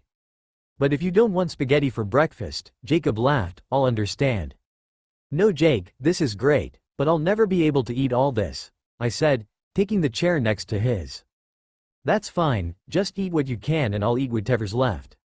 I almost forgot, you really are a bottomless pit, aren't you? I laughed. Hey, I need it. I burn it all off fighting vamps turning into a big dog stuff like that. Jacob smiled. Okay, I guess you are entitled to a few extra calories. Jacob's face turned serious as he sat down next to me. Speaking of vamps, are you going to tell me what happened? I mean the fight between you and Edward. I sighed, not wanting to think about it. Bells, you know you can tell me anything. And I know something happened that's bugging you. It's just been really hard ever since you came back sick? Jacob choked a little on the last word, and I knew how much even the memory of that time hurt him. Yeah, he's been distant ever since then. I know he blames himself for what happened, even though he shouldn't. Jacob gave me a look. I already knew he blamed it all on Edward. Jacob, don't start. Okay, just tell me what happened, he sighed. Edward never thought I would go through with this. Not this way. I gestured between the two of us. He thought I would have Carlisle do artificial insemination, or have it done at a clinic. He thought I would back out, even after I told him that wasn't what I wanted. I took a deep breath remembering Edward's words. He said that you were just using me. That this was just a game to you, and as soon as we had sex you wouldn't want me anymore. He thought this was just a revenge thing, you getting back at him. I saw Jacob tense up, his hands in fists on the table. You know that's not true. That's not how I think of you. I would never. I will always want you, Bella. Jacob said, barely keeping his voice under control. I know Jacob. I said, taking one of his hands in mine. What else did he say? Jacob asked through clenched teeth. That he was only looking out for what was best for me. That's about it. Well, and he threw one of Esme's vases. Jacob turned to me with fire in his eyes. Did he hurt you? No, Jacob, no, he didn't hurt me, I said as I held Jacob's hand, and he tried to keep his breathing even. Bella, I swear if he didn't hurt me. I repeated. We were fighting in his room. I grabbed my bag and went downstairs. Of course he followed me, telling me I was wrong. He threw the vase. Esme came in, and he just slinked back up to his room muttering apologies. I got into my car and drove over here, and well, you know the rest. I finished quickly. And that's all that happened? He tried to call me on the cell he gave me, but I turned it off and left it in the car. Jacob got a determined look in his eyes and got up from the table. Where are you going? I asked as he walked across the kitchen to the phone. First he took it off the wall, then he pulled out the phone line.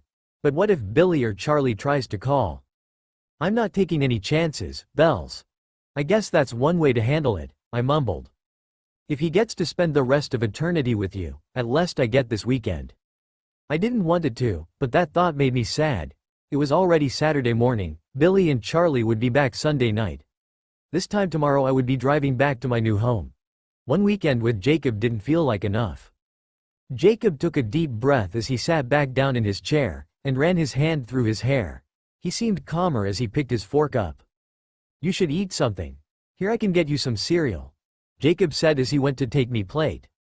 I put my hand on his to stop him, and a current of static electricity shocked me. Jacob laughed. I always told you we had chemistry, Bells. Yeah, you did. It came out sounding a little sadder than I had meant it to. But don't get me anything else. This smells really good. I guess I'm just not hungry. Bells, you gotta eat. I could make you some eggs? No, I mean no eggs. God, I didn't think I would ever be able to eat another egg in my whole life. That's all I was hungry for the last time. I didn't even want to think about it. This time would be different, I kept reminding myself. Okay, Jake chuckled. No eggs. But Bells, you have to at least try and eat something. Jake, I'm not going to die if I skip one meal. You're too skinny as it is and you have to eat, you know, for the baby. Jake looked at me lovingly, then his eyes traveled down to my flat stomach. We don't even know if there is a baby yet, Jake, I sighed. Jacob raised one eyebrow as his eyes met mine again. We'd better make sure then, he said in a husky tone. I took in a quick intake of air. Yeah, we'd better make sure, I repeated lamely. I certainly was not going to argue as he grabbed my hand and led me back to his room. As soon as we were in Jake's room, he turned around to face me. My heart was racing in anticipation of what we were about to do. Jacob placed his hands on either side of my face as he leaned in and kissed me sweetly. I know you don't feel exactly the way I do, but Bella, I want you to know that I love you more than anything. I think I always will, no matter what or who you are. And I'm going to love the baby too. I just want you to know that. I know, and I love you too, Jacob. I whispered, realizing just how hard it was going to be, not being able to be with Jacob this way. The way he wanted. And it made me start to wonder. And I know it might already be too late for me to be making these kinds of demands, but I want the baby to always know that I'm its father. I know I'm not going to get to raise him or her or them. Jake smiled a little at the last part, but I want it to be clear from the start. And I want to be there when it's born. Okay. Jacob let out a big breath he must have been holding. That was easy. I was expecting you to fight me on that first part. Jake, I want you to be there when the baby's born. And as for it knowing that you're its father, well, I don't think we could really hide that. I mean, I'm sure it won't be as pale as I am. We'll have to tell Charlie and Billy too. As soon as they see the baby, they'll know anyway. Yeah, they will. He chuckled. So, we're good then? Jacob brushed his lips against mine and moved his hands from my face to my waist, pulling me closer to him. For now. He breathed along my neck. Good. Was all that I managed to get out. I was already consumed in Jacob's heat. Before I knew it, he had picked me up and sat me on the edge of the bed. Jacob knelt in front of me and started to remove my shirt, dress. As much as I like you in this shirt, I think I like you better out of it, Jacob said with lidded eyes as he tossed the shirt over his shoulder. Jake took a sharp breath as he caught sight of my underwear. I didn't think you would mind, I said, suddenly feeling a little self-conscious. Mind? It's the sexiest thing I've ever seen. Yeah, right, I giggled. No bells, you in my underwear, it's almost as sexy as no underwear. Almost. Jacob hooked his fingers into the elastic, pulling them down over my hips. I lifted my butt up a little, making it easier for him. Maybe you'd like to wear mine then. I smirked, pulling at his cut-off sweats. No chance, bells. Jacob laughed as he helped me pull his sweats off, and his erection sprang free. I scooted back on the bed as Jacob crawled over top of me. Darn, I really wanted to see that. I joked. Then I'll just have to keep you occupied doing something else so you don't think about it. His voice was husky. Jacob reached down between my legs, teasing me with his fingers. I couldn't help the moan that escaped my lips as his mouth found mine. I wiggled under him, trying to find more friction. Always so impatient, bells. Jacob smirked as he slipped a finger into my center, and used his thumb to brush against my bundle of nerves. It was exquisite torture, and I thought I would show him the same. I took his arousal in my hand and very slowly worked my hand up and down his shaft. Jacob groaned and started thrusting into my hand, but I kept my movements painfully slow. You're killing me, bells, he said in a ragged voice as he bent his head into the mattress. Now you know how I feel. Where had this confidence come from? I would never try something like this but with Jake everything was easy. And I smiled to myself that I could be so bold. Jacob looked up from the mattress to my smiling face and shook his head. Oh, you want to play it that way? Jake grinned as he began pumping 2 fingers into me. Better? Much, I gasped, and sped up my movements, gripping him harder. Jake took me in a passionate kiss before moving down my body and taking my nipple into his mouth. I moaned at the sensation. Much better, Jake. But I want you, all of you. I could feel my release coming and I needed him to be inside of me. I released him, and he removed his fingers as he positioned himself at my entrance. My hips bucked upwards, my need for him too great. The death of me, I swear, bells. Jacob said as he entered me. He started to set a rhythm and groaned. I moved my hips to his rhythm. He was so big and filled me so completely, it almost hurt, but not quite. He was hitting all of the right spots, making thought almost impossible. Oh, Jake. I moaned as I tried to pull him closer. I knew he didn't want to crush me with his weight, but he complied. I needed his heat, his smell, all of him to be as close to me as he could get. I kissed along his neck, chest, and shoulder, anything that I could reach with my lips. Jake sped up his movements. God, bells, you feel so good, he panted out. Jacob. I cried out as my legs began to shake, and I knew my release would be soon. I love you, Bella. I love you too, Jake, was all I had time to say before Jacob crashed his lips into mine. He reached down and his fingers brushed over my bundle of nerves once, twice, and I was there. Colors burst behind my eyelids as Jake and I came together. I could feel him spill deep inside of me, and I wondered if this would be the time that we created a life. A new little person, half me, half Jacob, and I smiled at the thought. The rest of the weekend went by too fast. With us staying in Jake's too tiny bed, only taking breaks to sleep, eat, which I did, mostly to make Jacob happy, and use the bathroom. But before I knew it, it was Sunday morning. Jacob went out to the car and got me a change of clothing, and then walked me out when the time came. He looked like he wanted to tell me something, but didn't, so I didn't push it. It was painful enough as it was. After I got in my car, Jacob tapped on the window. I lowered it and saw tears in his eyes. He reached in and gave me one more passionate kiss before I left. He told me that he loved me, and then I drove away. I knew my leaving was hard on him, it was hard on me. Part of me wanted nothing more than to stay there with Jacob forever in his strong, warm arms. But another part of me was screaming that I was a married woman. I had made my choice and it was Edward. And someday Jacob would imprint. What would I have then if I stayed? Just a lifelong friend and our baby. I would be giving up everything that I fought so hard for. And Edward, how could I do something like that to him? He loved me more than life itself. He had proven that so many times. I thought about all of those things as I drove, and the tears started. Slow at first, and then in no time I was sobbing uncontrollably. I decided to pull over before I wrecked the car. I had déjà vu of the time Jake was nearly killed by those newborns. But luckily I pulled over before the treaty line. I didn't want Edward to come for me. He wasn't the one I wanted to hold and comfort me this time. I stayed there sobbing in my new car, wishing that it was my old truck Jacob had fixed up for me. Thinking about all the things I had given up. And all of the people I was hurting, no matter what choice I made. For a brief second I thought about turning around. Running into Jacob's arms. But I couldn't, it wouldn't be fair to him. He was in enough pain, and I was still unsure of everything. Somehow, after who knows how long, I wiped the last of the tears from my face, started the car back up and pulled out onto the road. JPOV, it had been 2 weeks since my time with Bella. 2 weeks of me going crazy. I kept waiting each day to find out if my world was going to turn upside down. Every day I would call Bells to see if there was any news. She kept telling me that it would be at least 2 weeks before Dr. Fang could do the test. Anything sooner would show a negative, even if she really was pregnant. So, now each morning when I would pick up the phone, I held my breath thinking, this could be the day. Well, today was going to be different. Bella would call when she knew.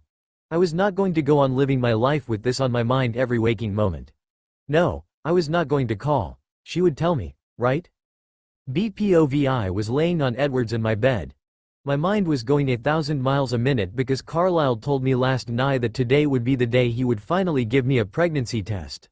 I wanted to find out so badly if I was going to have a baby, but at the same time I didn't think I could take it if the results came back negative. If I wasn't pregnant, would Edward let me try again?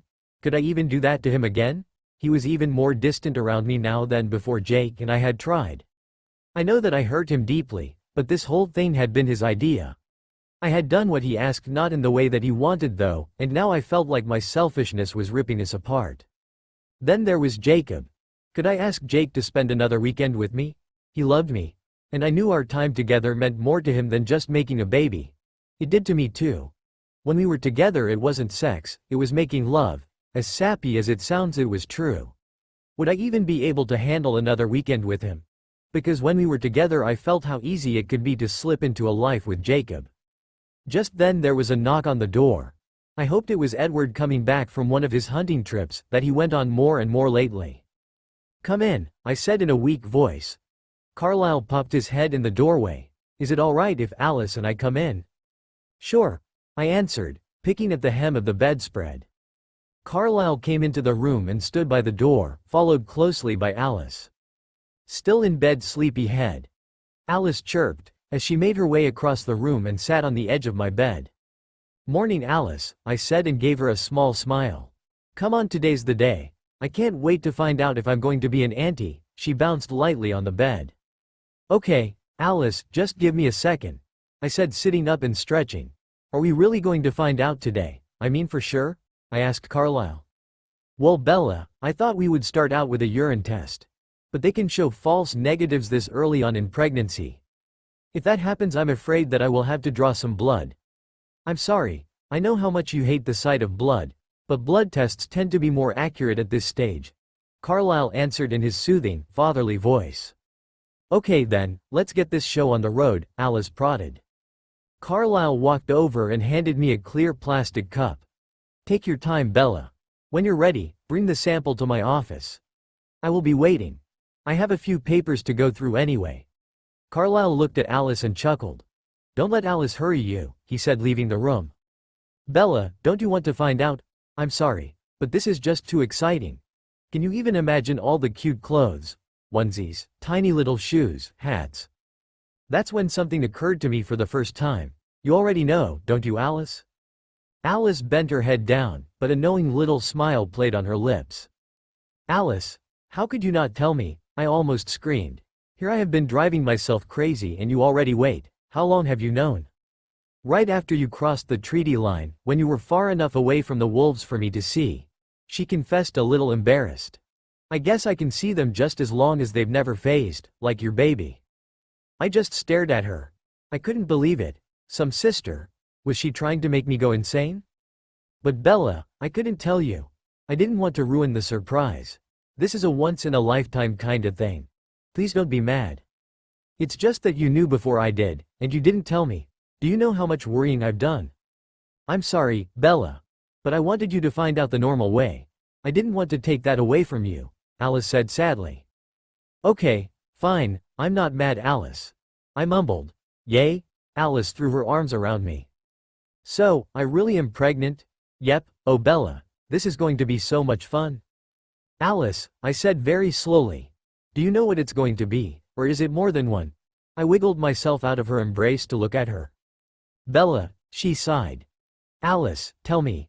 No, I already ruined one surprise, you're just going to have to wait like everyone else. That's not fair, I'm not like everyone else, you're not like everyone else. This whole situation is not like everyone else. Sorry, Bella, but I'm not talking, she said, buttoning her lip. Mum's the word, she laughed. Ah, fine, I said in defeat. But I guess I should take the test anyway, just to make sure. I got up and made my way to the bathroom attached to our bedroom. Bella, haven't you learned never to bet against me? I heard her yell through the door. Quickly I made my way to Carlisle's office with the little cup in my hands, and sat it down on his desk. Oh, thank you, Bella. I should have the results in a few minutes, Carlisle said, looking up from his papers. I already know, I said bleakly. What, did you start your period? Carlisle asked, confused. No, Alice saw it. I'm pregnant, I just thought we should make sure. Well, if Alice saw it, I'm sure she's right. But all the same, I don't mind doing the test just to confirm the results. Thanks, Carlisle, I'll be in my room, I said, turning to leave. Bella? Yes, I said, turning back to face him. I thought you would be happy. I thought having a baby was what you wanted. I am, and it is. I wish Alice had told me though, I sighed. I see, try not to be too hard on her. I'm sure she was trying to do the right thing. I nodded my head as I left the room. Back in my room, Alice waited with me for the official results. Soon Carlisle came in and told me that, yes, as Alice had predicted, I was pregnant. As I started to calm down and get over my frustration, I stated to think about what I had just found out. I was going to have a baby. I was going to have a baby. I couldn't help but smile as my hand dropped to my stomach. There was a little life in there. Something that Jacob and I had created. Something that no one or nothing could take away. I would always have a part of Jacob with me, and I could see him whenever I looked into my baby's eyes. I was so lost in thought that I almost didn't notice Edward walk into the room. Suddenly I was nervous about how he would take the news. I quickly took my hand away from my stomach and walked over to him. That's when I shot a look at Alice. Maybe he already knew. No, Bella, I'm good at keeping my mind off of things, she giggled. Battle Hymn of the Republic, remember? I let out a deep breath of air as I turned back to Edward. I think I should give you guys some time alone, Alice said, closing the door behind her, leaving just the two of us to talk. Edward, the first have some news. I finally found the nerve to say. He gave me a small smile that didn't quite reach his eyes. You're pregnant. Yes, I said, peering into his eyes, trying to see his true feelings. Congratulations, my love. Edward sighed sweetly, pulling me into his chest and kissing the top of my head. That's wonderful news. Is it? I mean, it is to me. But are you okay? I love you, Bella. Whatever makes you happy, makes me happy. I know how much having a baby means to you, he whispered in my ear. Despite what Edward said, I knew he had to be hurting. I was his wife and I was carrying another man's child. I'm sorry about how I reacted a few weeks ago. It was inexcusable, please forgive me, he said, releasing me too soon. It had been the closest he had gotten to me since we came back from our honeymoon. It was almost like he'd hurt me somehow just by holding me. It was so frustrating. You were in a lot of pain, I reassured him. Yes, but I still shouldn't have acted that way. I would be lying if I said that I didn't wish for that baby to be mine, but I will love it as if it were my own. I can promise you that, Bella. I don't deserve you. Nonsense, it is I that doesn't deserve you. Now lay down and rest. Someone in your condition should not be on their feet. That made me chuckle. Edward, I'm pregnant, not dying. Please, it would make me feel better. I will bring you up whatever you need, Edward pleaded. Fine, I sighed. But just for a little bit. Carlisle wants to take a look at me, just to make sure the baby is all right. And I want to go over in person and tell Jacob. Edward winced for the briefest of seconds, before he regained his composure. Why not just give him a call? Edward, this is something that I had to do, and I'm not going to compromise. I had to go over in person. Jake deserved that much, at least after all he had given me. And maybe it was wrong, but I missed him. JPOV. I tried to find things to do so that I wouldn't go insane. Helping my dad out more around the house. Fixing things that weren't even broken. I took on more patrolling duties, but asked Sam not to put me with Paul. Phasing with Paul was even more annoying than usual, with all of his thoughts on Rachel and their baby. They were even getting a little place of their own on the res. Nothing extravagant, just nice and simple, what I wanted so bad for Bells and me. Today, like most days lately, I was in the garage working on the rabbit. It was pretty much done, but I needed to keep my hands busy doing something, anything so I wouldn't think about Bella and babies. Hey man, what you doing? Quill. Finding a cure for cancer. I sighed. What the hell does it look like I'm doing, Quill? I said from under the hood. Geesh, so testy. Any news from Bella? No, I grumbled, still not looking up. So I take it you still haven't told her about the imprint. No, I thought you'd be happier, getting laid and all. I finally looked up at him like he was insane. Yeah, 'cause it's that simple. Shut up, Quill, or better yet, leave. You are such an asshole. Quill and I both looked up just in time to see Leah coming towards the garage. Great. Just who I needed to see. Go away, Leah, I shouted as she entered. Hey, I was just stating the facts. Quill put his hands up defensively as Leah looked at him. I wasn't talking to you. But now that you mention it, she narrowed her eyes at him before turning to me. You're the asshole in question. Leah said, pointing her finger straight at me. Leah, I sighed, whatever this is about, couldn't we have this little shindig some other time? I really don't need this now. Oh, I think you do. You still haven't told Bella that you imprinted on her. What's that matter with you? If you don't tell her, I will. You wouldn't? I growled out and stood up as tall as I could, trying to make her back off. Like that would ever work. No, I probably won't, but I'll kick your ass, she replied, matter-of-factly. Whatever, Leah. You know why I haven't told her. Yeah, I know. You want her to pick you and then you'll tell her. She crossed her arms over her chest. All of us have to hear your constant pining over her every time you phase, she said condescendingly. And that's so much worse than your constant pining over Sam. Seems to me like you would have been a whole lot happier if Sam never told Emily. Okay, I know that was a low blow, but I didn't need a lecture from her right now. She looked like I had just punched her in the gut. Great. Okay, well, I guess I'll see you later, Jake, Quill said nervously, quickly making his exit. Leah, look, I didn't mean, no, she put her hand up to stop me. Fair enough. She sighed as her demeanor changed, softened a little. That's different though, you know. You're not Sam and Bella's not Emily. She deserves to know, Jake.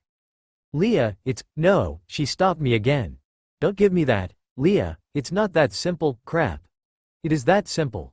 You're scared that she'll still choose the leech even after you tell her, that's the real reason you haven't told her.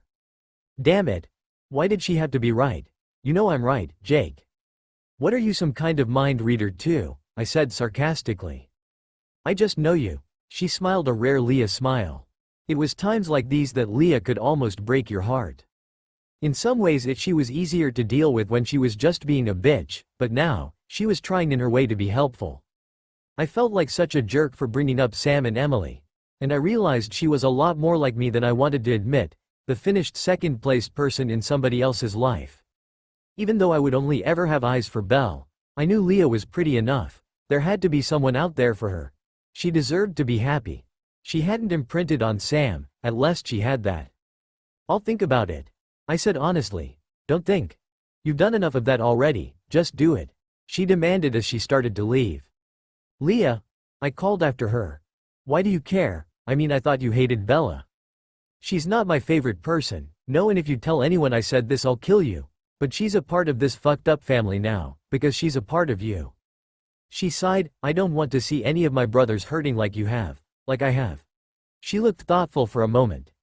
Anyway, if she is pregnant I don't want my niece or nephew hanging out with a bunch of bloodsuckers, so maybe that's the real reason I'm telling you all this. She softly laughed and walked away, but not before she said a parting, Jake, just don't be a douchebag. Now that's the Leah we all know and love, I thought to myself. After Leah left I tried to occupy my time. I thought sorting out all of the nuts and bolts into different containers would help. I searched around the garage for something to put them in. That's when I remembered the stash of my old baby food jars Billy kept around for that sort of thing.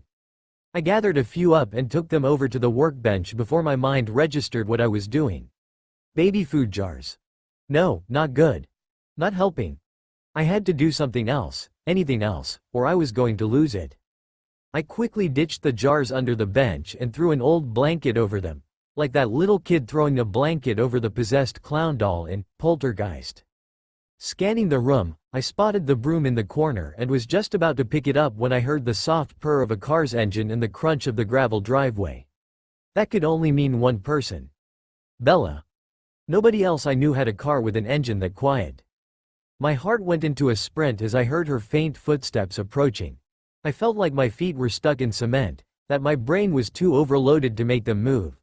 This was it. Yes or no, and even though I knew we were too young for any of this to be happening, I hoped it was a yes. JPOV, this was it. I heard her footsteps get closer and closer. I couldn't make myself go out to her, though God knows, part of me wanted to. But the fear of what she would say stopped me. She wouldn't come all the way over here just to tell me that she wasn't pregnant, would she? Or maybe she wasn't and she wanted to try again. My brain was on spin cycle going over this for what felt like hours, but must have been no more than a minute. I had to make my feet move, had to look like I was busy, because I didn't want her to come in and find me looking like the total crazed idiot that I felt like. So finally I went over and grabbed the broom. Yeah, this would work, just cleaning out the old garage, nothing to see here. Jake? I heard her call and instantly dropped the broom. Okay, just calm down and pick it up. In here, Bells. I called to her, my voice sounding a little weird. I cleared my throat and grabbed the broom from the floor. I'm in here. That was better. Hi, Jake, she said, playing with the bottom of her jacket, but she was smiling. That had to mean something. Hey, Bells, what brings you here? Bella giggled. I really was going to have to shot myself, or I could just ask Leah, I'm sure she'd be willing. I mean, I think I know why you're here, Bella nodded her head. Did that mean she was pregnant, or just that she knew I knew why she was here? She took a deep breath before she finally said, I'm pregnant. She was pregnant with my baby. I couldn't believe it, this real. And it was so close to what I'd always wanted. If she would just chose me, everything would be perfect. Yes, you seem surprised. She looked at me a little funny. No, I didn't know what to expect. But that's awesome. It shouldn't have been awesome, not yet, but I couldn't help the goofy grin on my face. She came towards me and I leaned the broom against the rabbit. I don't know how to thank you, Jacob, she said, wrapping her arms around my waist. I hugged her to me as tight as I could, and breathed in the sweet strawberry scent of her hair. I could think of a few ways. I mumbled. I heard that. She gave my back a light, playful smack. What was that for? I didn't say anything, I deadpanned. She smiled up at me. I wanted to bend down and kiss her, but I didn't know how she would react, so I just held her tighter. She was having my baby, our baby. As messed up as the situation was, I was happy. It felt like a weight had been lifted off of my shoulders somehow. Like I might have a chance. I had to tell her. The baby, I was holding her too tight. I released my grip on her as I realized my mistake. I'm sorry, the baby, I didn't think. You didn't hurt the baby. She looked a little sad that I had let her go, but maybe that was just my imagination. When I'm huge, that might not be the greatest idea, but I'm fine, we're fine, she said, putting her hand on her stomach. I bit my lower lip as I looked at her. Can I? I motioned to her lower stomach. Yeah, but I don't know what you expect to feel. She giggled and placed my hand where hers had just been. I took in a ragged breath. I didn't know what I expected to feel either, but I just wanted to be closer, to her, to them. I never felt the imprint as much as I did in that second. Maybe it was because she was having my baby, or maybe it was just the moment. I wanted to tell her so bad, I needed to tell her. See, it won't be for a while until you can feel anything, Bella said, taking me out of my thoughts. She looked at me like she was afraid that I would be disappointed. No, it's okay. I thought it would be too soon, I said as I dropped my hand. Do you know if it's a boy or girl, or twins? That made her laugh. It's a little too soon to know if it's a boy or girl. But we'll know if it's more than one when Carlisle does the ultrasound in a few weeks. Oh, right, I guess I'm just a little new to this whole pregnancy thing, I said lamely. I was the youngest kid in my family, so I hadn't been around tons of pregnant women. How should I know when you find these things out? Bella sighed as she looked off into the distance of a moment. I know someone who could tell you, but won't. What, can Edward read its mind or something? I said, trying not to lose my cool. Reading my thoughts was one thing, but if he was already fishing around in my kind's brain before it was even born, knowing things about him or her that I didn't know. Alice, she knew I was pregnant, for a while, Bella said with some bitterness. I could go rough the pixie up for you. Make her tell you, I half joked. Having Alice know was mildly better, but only mildly. Bella's face lightened up a bit.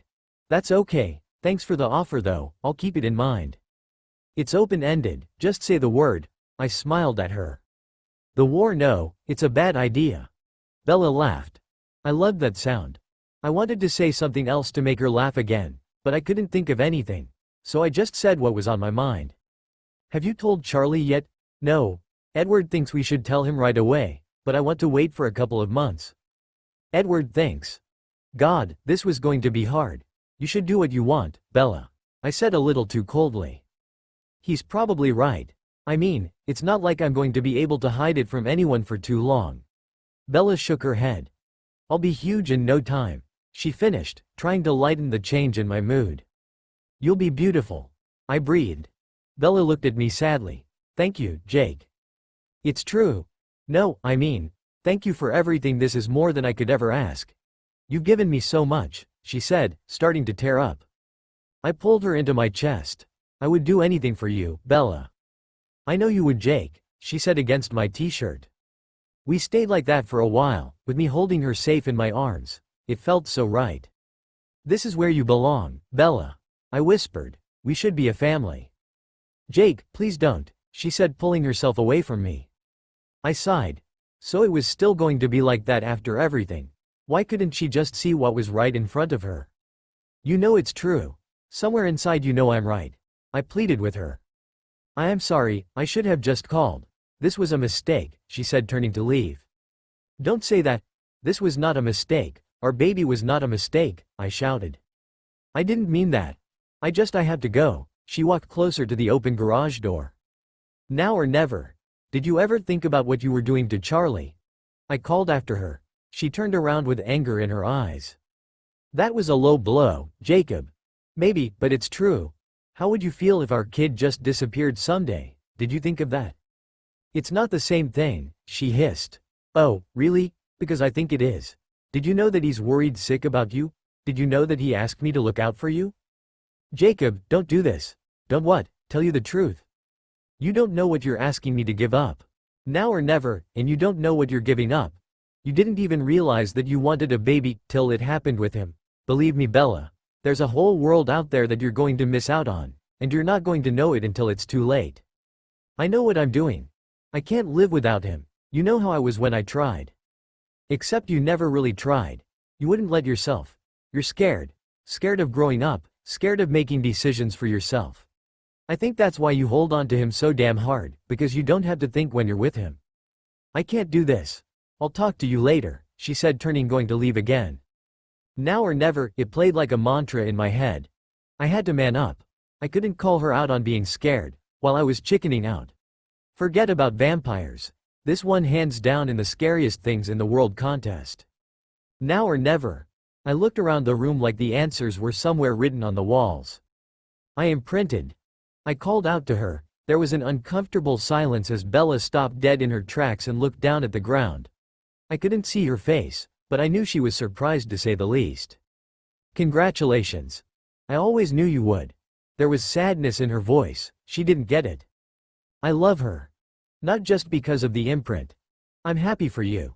She was upset, and I could have sworn that her shoulders moved like she was crying. You don't sound it. She was quiet as she wiped at her face. I am. You should go to her. Do you really mean that? I wanted to take her in my arms and comfort her so badly. She shook her head. Yes. It was just one foot in front of the other. I wanted things to be different between us when I told her, but I had waited too long as it was. I took a deep breath and closed the distance between us. Bella's breathing hitched when she felt my hands on her shoulders. Jacob, what are you? She said, finally turning to face me. I swallowed the lump in my throat as I stared into her eyes. Bella. I grabbed her hand, needing to touch some part of her. Bells, it's you. I imprinted on you. It came out barely above a whisper. She stared back at me as she processed my words. Her forehead creased in confusion as it sunk in. I'm sorry, honey. I should have told you sooner. Bella took her hand out of mine as she took a step back. Anger flickered through her features. Take it back, she said slowly. Bella, take it back. Take it back, she screamed. Her hands balled up into fists at her sides. You're lying. You're just saying that. You're lying. I caught her wrists just as she was about to pound them on my chest, and hugged her close. Please, Bells, you're going to hurt yourself. Somehow I had to get her to calm down. She was going to break her hand again, or lose the baby because of my horrible timing. You're lying, she said one final time as her body relaxed into mine. I'm not, Bells, it's true. It's been true for a long time. You would have told me, she sobbed. If it were true, you would have told me. She was saying it more to herself than to me. I should have, but I thought I was protecting you. I didn't want to take your choices away from you, like mine were. If you were going to be with me, I wanted it to be for the right reasons, not because you felt you had to. But then I realized the other reason I didn't tell you. I was scared. Scared that you would choose him even if you did know. She wiggled her arms as if she wanted me to let her go, and my heart sank. Just, Bells, promise me you're not going to try and hit me again. I sighed. You could break your hand or fall and hurt the baby. Bella nodded that she wouldn't, so I released her. Then it was my turn to be shocked. Instead of trying to hit me again, or leaving, she snaked her arms around my waist and buried her face into my chest. I gasped in surprise that she wasn't running away from me. I held her close. I loved her so much that it felt like my heart was going to burst. I feel like I have the whole universe in my arms right now, the sun, the moon and the stars. I only wish that you felt the same, I said thickly. You should have told me, Bella breathed. She didn't say, stop, or don't, or please, Jacob. I know, and for that I'm so sorry, honey. There was a time when I thought Edward had told you, and you didn't bring it up because you didn't want to hurt my feelings, that you had chosen him anyway. I sighed. But I was so stupid, Bells. Bella fisted the back of my t-shirt in her fists, and I realized what I had just said. Not that I cared if the bloodsucker got in trouble, but I didn't want Bella to get upset any more than she already was. Edward knew. She choked out. It wasn't a question, but a statement. Of course he knew. Doesn't matter. I whispered. Bella rubbed her face into my chest, the wetness of her tears sinking through the thin fabric of my shirt. Please don't cry, Bells, I said, as I moved my hands in soothing circles on her back. I'm so confused, Jacob. I never thought this would happen. It's all like some strange dream, she hiccuped. Is it so bad? I couldn't take it if she said that it was, so I lightened my question up. It could have been someone like Paul, or Quill. She gave a little chuckle through her tears, which brought a smile to my face. I don't know if it's good or bad. I know I love you and I love our baby. There was something that I needed to ask her. I needed to know the answer, even if I didn't want to hear it. Even if I wasn't prepared to hear it, because I knew I never would be. Bella, does this change anything? I took a deep breath and waited for her to reply, but she didn't respond. Bells, look at me. I said, hooking a finger under her chin, bringing her eyes up to meet mine. Does it change anything? Yes, maybe, Bella whispered. My face hardened, as I thought, here we go again. But at least it wasn't a no. Bella cleared her throat before she continued. It changes everything, I just don't know how yet. She paused for a second as she dropped her gaze, no longer able to look into my eyes. I think it means that I'm not going to change, Bella breathed. Did you just say? My thoughts were a blur. Something had to be seriously wrong with my hearing. I need to think, Jacob. This is all so much. I can't give you all the answers right now. I need time, please. Time, okay. I reluctantly agreed. All in all, this was going better than it could have. I need to ask you for a few favors. Ask away, I sighed. Can I stay with you for a while? If it's okay with Billy? I just can't go back there right now. I need to think and I won't be able to do that there. She sounded hesitant, like I would say no. Are you kidding? I laughed. Of course you can stay here. Billy won't mind. You can stay as long as you like. You can stay forever. The second thing is, I need to tell Charlie that I'm here, so he doesn't worry. I've been a horrible daughter to him. He deserves better. Bells, I'm sorry about what I said earlier. I shouldn't have. No, you were right, she sighed. But do you mind coming along? I don't want Alice to see me. Edward would show up and he'll try to talk me into coming home with him. I'll call him when we get back. No problem. Is there anything else you want to ask? Because so far you're doing pretty good with the favor requests. I smiled. I just need you to give me time, and I know it's not fair to you, but don't ask me to make any promises. Can you do that for me? I ran my hand through her hair as I thought for a moment.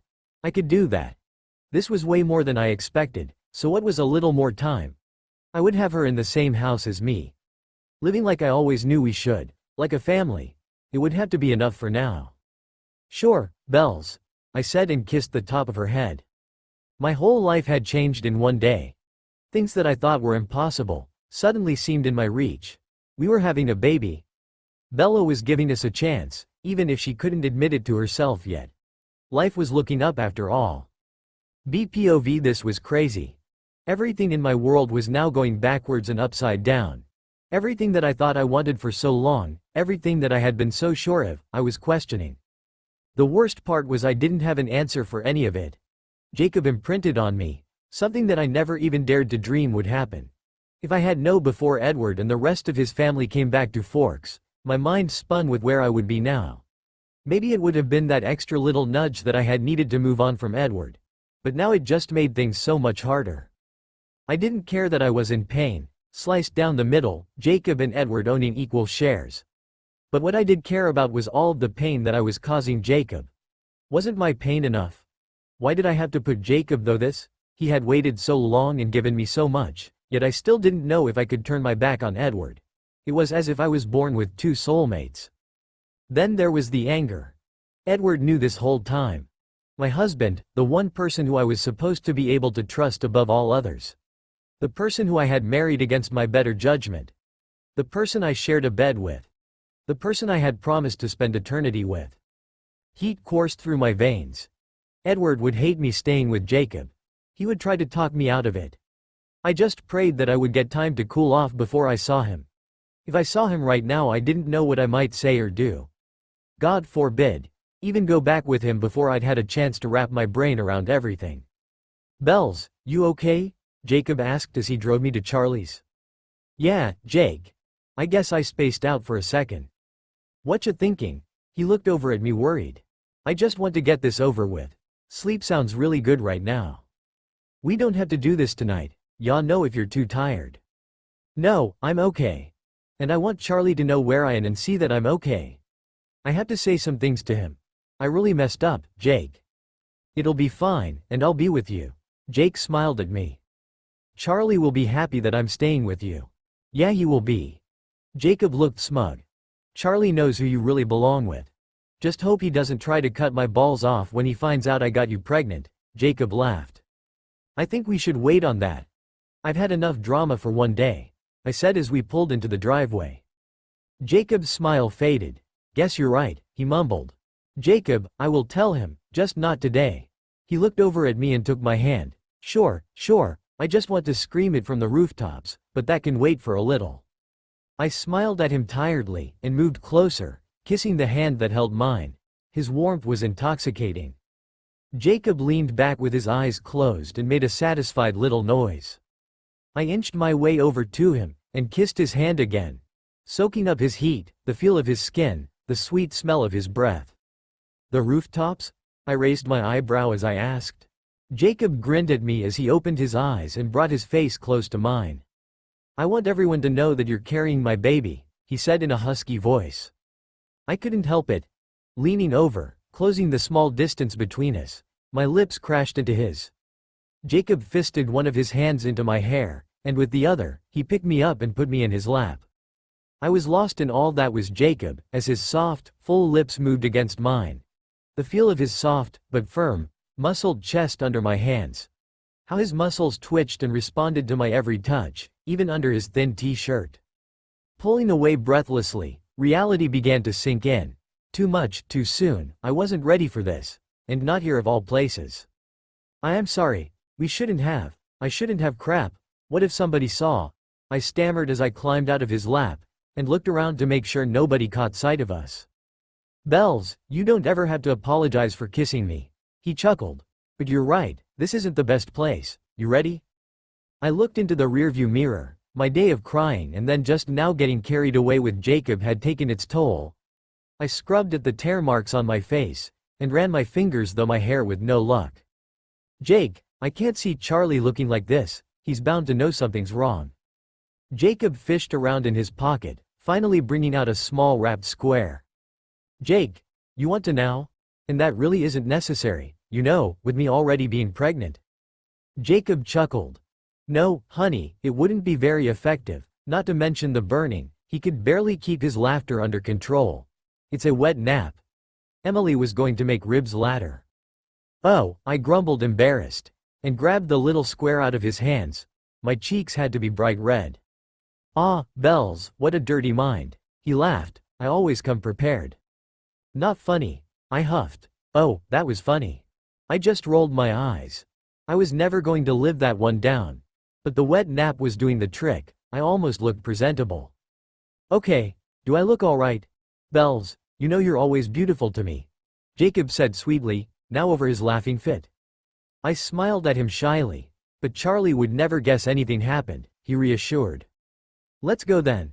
I sighed. I knew Charlie would be happy about my new living arrangements, but I hoped he didn't ask too many questions. Wait right there. Jacob said, getting out of the car and coming over to my side. He opened my door and gave me his hand to help me up. Jake, the baby is the size of a pea. I can get out of the car by myself. Jacob just stared at me until I took his hand. Can't be too careful, honey. And a pregnant you walking, I should just carry you everywhere from now on. You do and I will break my hand again, I joked. Jacob grinned at me as he put his arm around me and walked me to the door.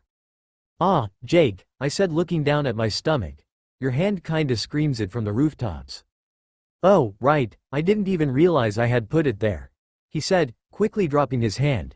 Guess I'm just excited. I reached up and ran my fingers through the hair at the base of his head. It's okay. We'll tell him, just not today. I took a cleansing breath and knocked on the door. It felt strange not just barging right into a house that I had lived in such a short time ago. I heard someone moving inside, and then Charlie swung the door open. He looked a little surprised at the sight of the two of us standing there. Bells, Jake. Charlie said, as he looked first to me then Jacob and back again before a big grin spread across his face. What brings you two over here? Not that I'm not glad to see you guys. Both of you. Dad, maybe we should go sit down.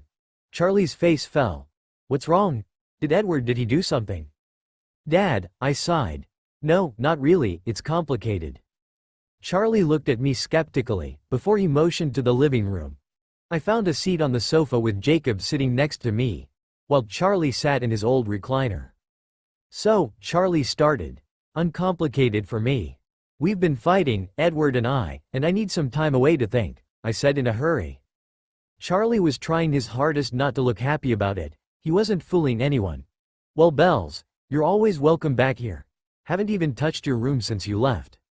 Thanks, Dad, but actually I was going to stay with Jacob and Billy. Charlie looked thoughtful for a moment. Bells, you just got out of a bad relationship. You should be staying here with me. I didn't get out of anything, I just need to think. Jacob let out a heavy-hearted sigh. Edward won't try to talk me into coming back as much if I'm staying with Jacob. I'll be further away. I need space for him.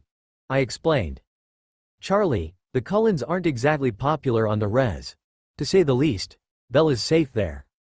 But what did Edward do that you need to keep her safe from? Charlie said to Jacob before fixing his eyes on me. There's something you're not telling me. There was so much I wasn't telling him. Couldn't tell him. He probably wouldn't even believe me if I tried. And it felt horrible to have to lie to him. Again. So, I gave him as much truth as I could. Edward leaves things out, lies to me. He thinks he's doing it to protect me, but I hate it. He always thinks he knows what's best for me. I used to think he was right, but now I need to be away and think for myself. Figure some things out, I said honestly. He didn't hit you? Edward would never do that. Did he have an affair? No, get some girl pregnant? I swallowed hard. No, Dad. I just need to be away from him, for a little while at least. HMPH, moving in with Jacob.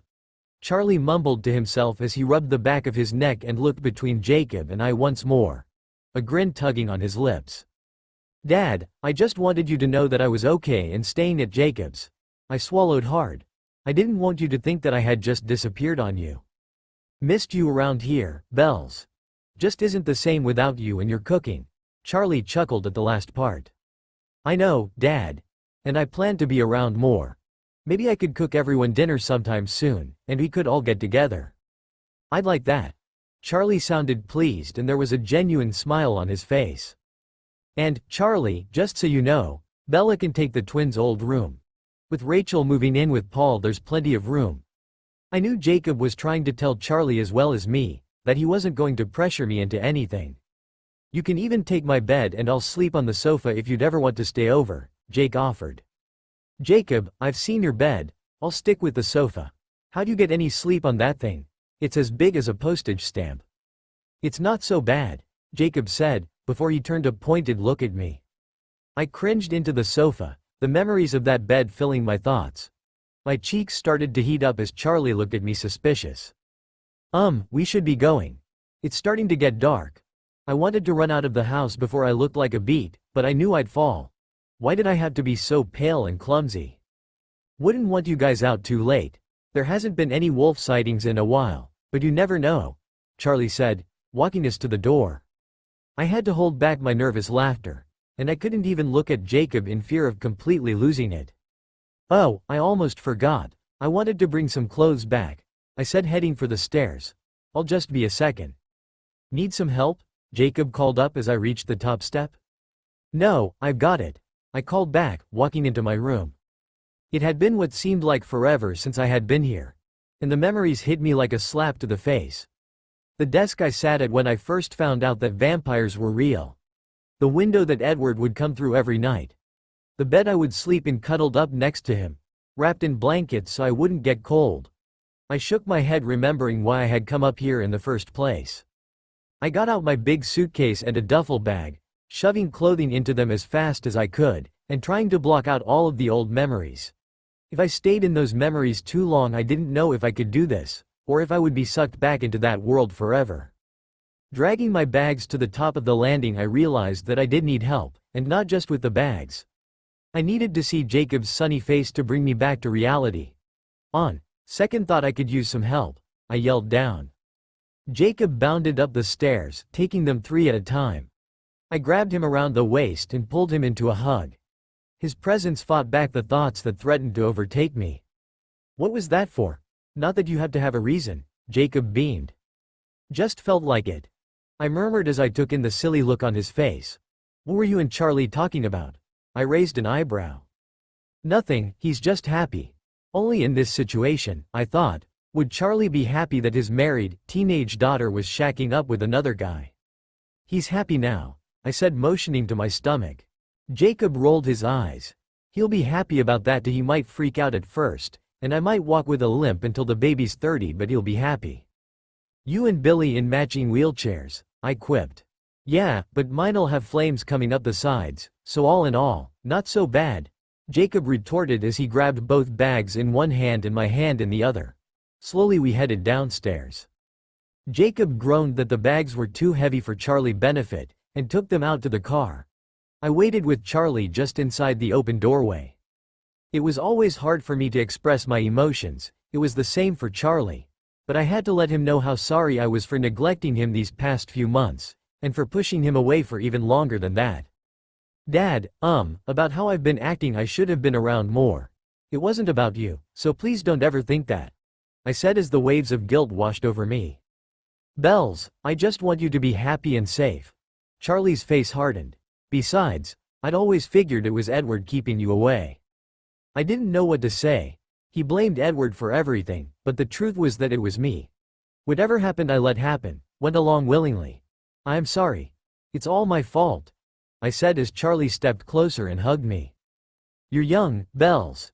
People make mistakes when they're young. You're still figuring things out. I'm proud of you, kid, Charlie said as he smoothed my hair. But Charlie didn't know the mistakes that I could make now weren't like other people's. They would be with me forever. Finally got your bags in the car. Think I pulled a muscle, Jacob said, coming up behind me, rubbing his upper arm for affect. Charlie let me go with one last pat on the back. You gonna be okay, Bells? I looked up at him with a sad smile and nodded, then turned to Jacob. Okay, I'm ready.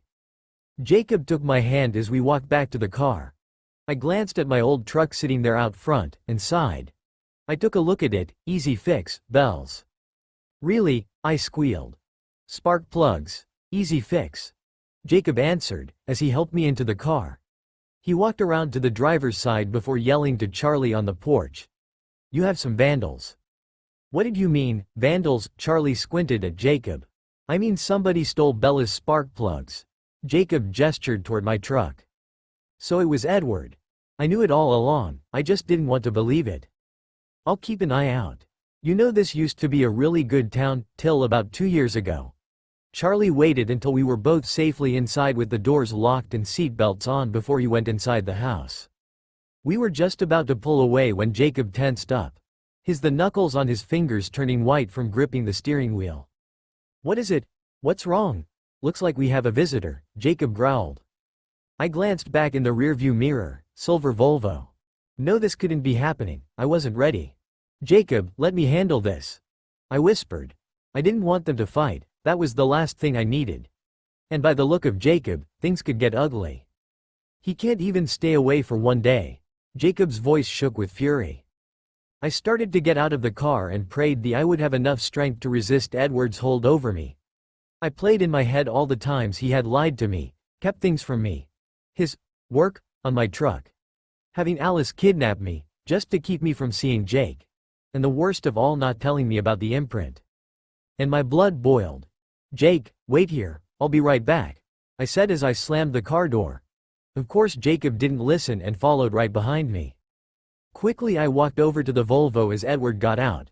I wanted to keep myself between Edward and Jacob, knowing neither one would do anything if I might get caught in the middle. Bella, Edward went to take me in his embrace, but I moved back.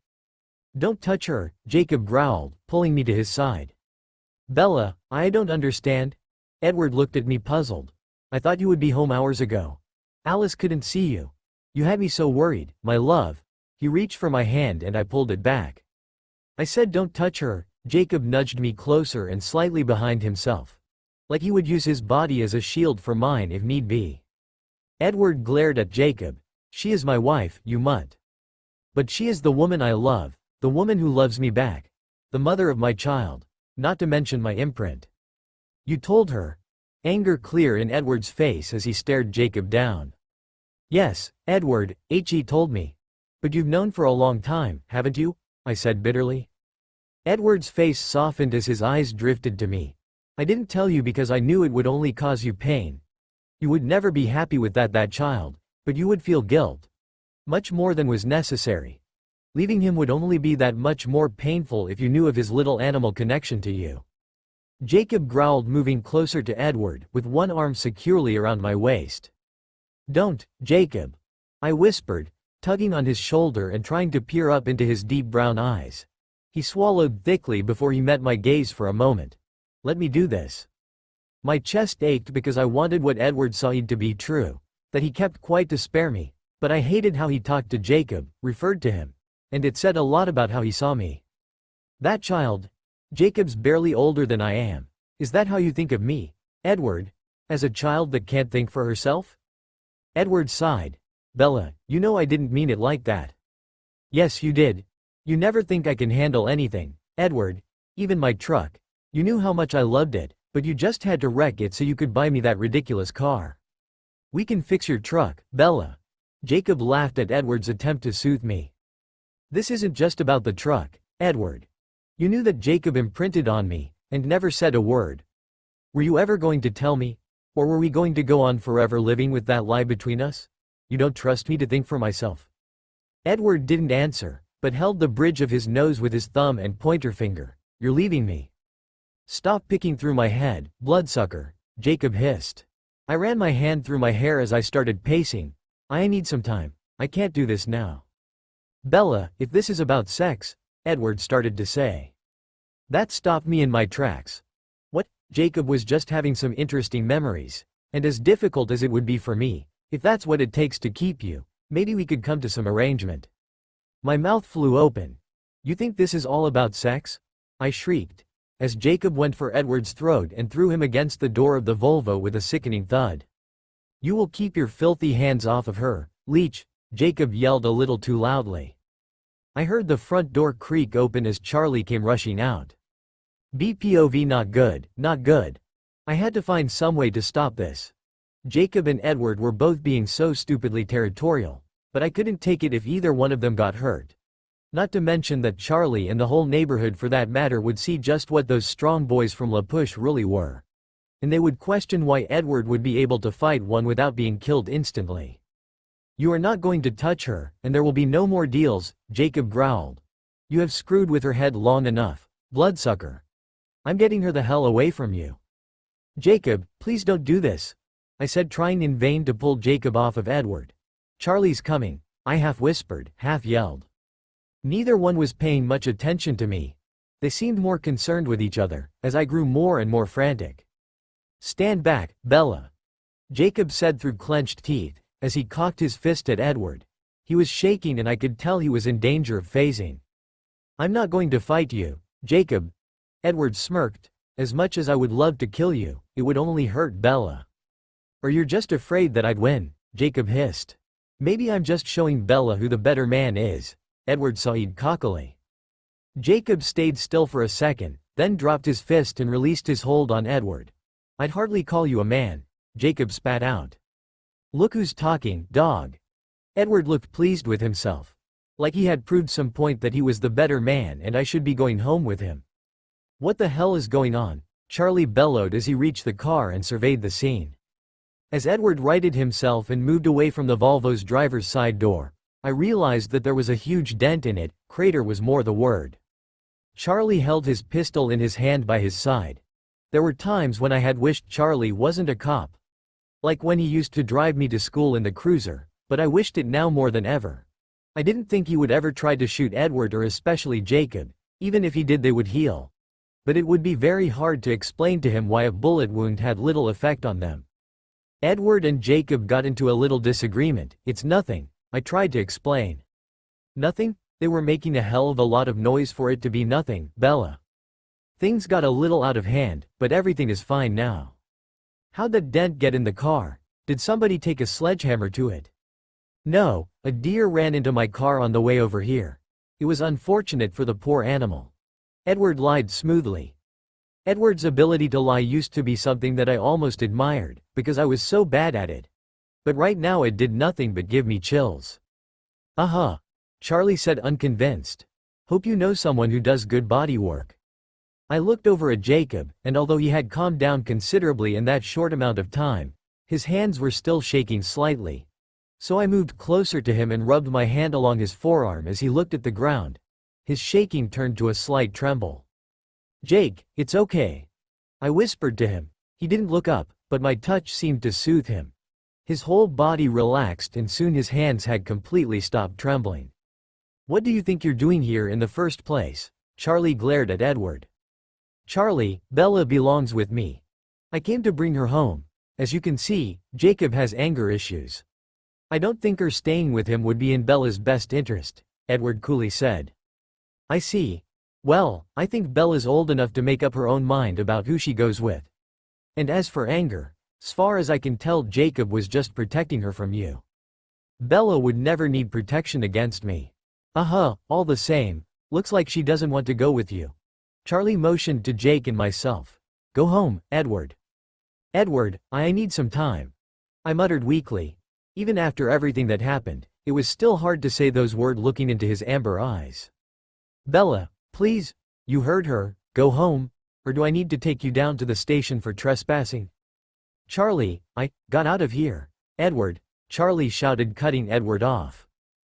Dad, please, I wandered closer to Edward. I couldn't get too close, couldn't touch him, or I would be sucked right back in. The hole in my chest would open up, and I would end up leaving with him. I had to be strong. I had to think things through, not only for myself, but for my baby, Charlie, Renee, and Jacob. Most of all Jacob. Please, Edward, I need just please give me some time. My throat felt as if it was going to close up as I said the words. Edward glanced from me to Jacob. Confliction and pain clouding his usually composed face. Edward, I'll go. I'll give you all the time in the world to figure out what you want. Who you want. But know that I will be waiting for you. I will keep my promise. I won't leave you again, Bella, until you tell me to. The cool wetness of my tears stung my cheeks as Edward got into his car. I hadn't even realized I'd been crying. My tears continued and the hole in my chest threatened to open up once more as I watched Edward's headlights disappear off into the distance. Then a warm, familiar pair of arms encircled me from behind. A pair of arms that felt like home. I can't believe it, Bella, thank you, Jacob whispered in my ear. A slight drizzle of rain started, mingling with the tears on my face, but I barely noticed as I stood there in a state of shock at what I had just done. I had never turned Edward away before, never shied away from his touch, never dreamed that I would. You two okay? Charlie called out. All I could do was nod my head. Then you should get Bella back to your place, unless you want to stay here for the night. It's gonna start downpouring any second. No, Charlie, I'll take her home, Jacob said in a hushed voice. Thought it was those damn vandals, Charlie muttered, as Jacob got me back into the car. Jacob was quiet as he drove towards the reservation. Too quiet, and I knew something must be bugging him. Jake, what's wrong? I choked out.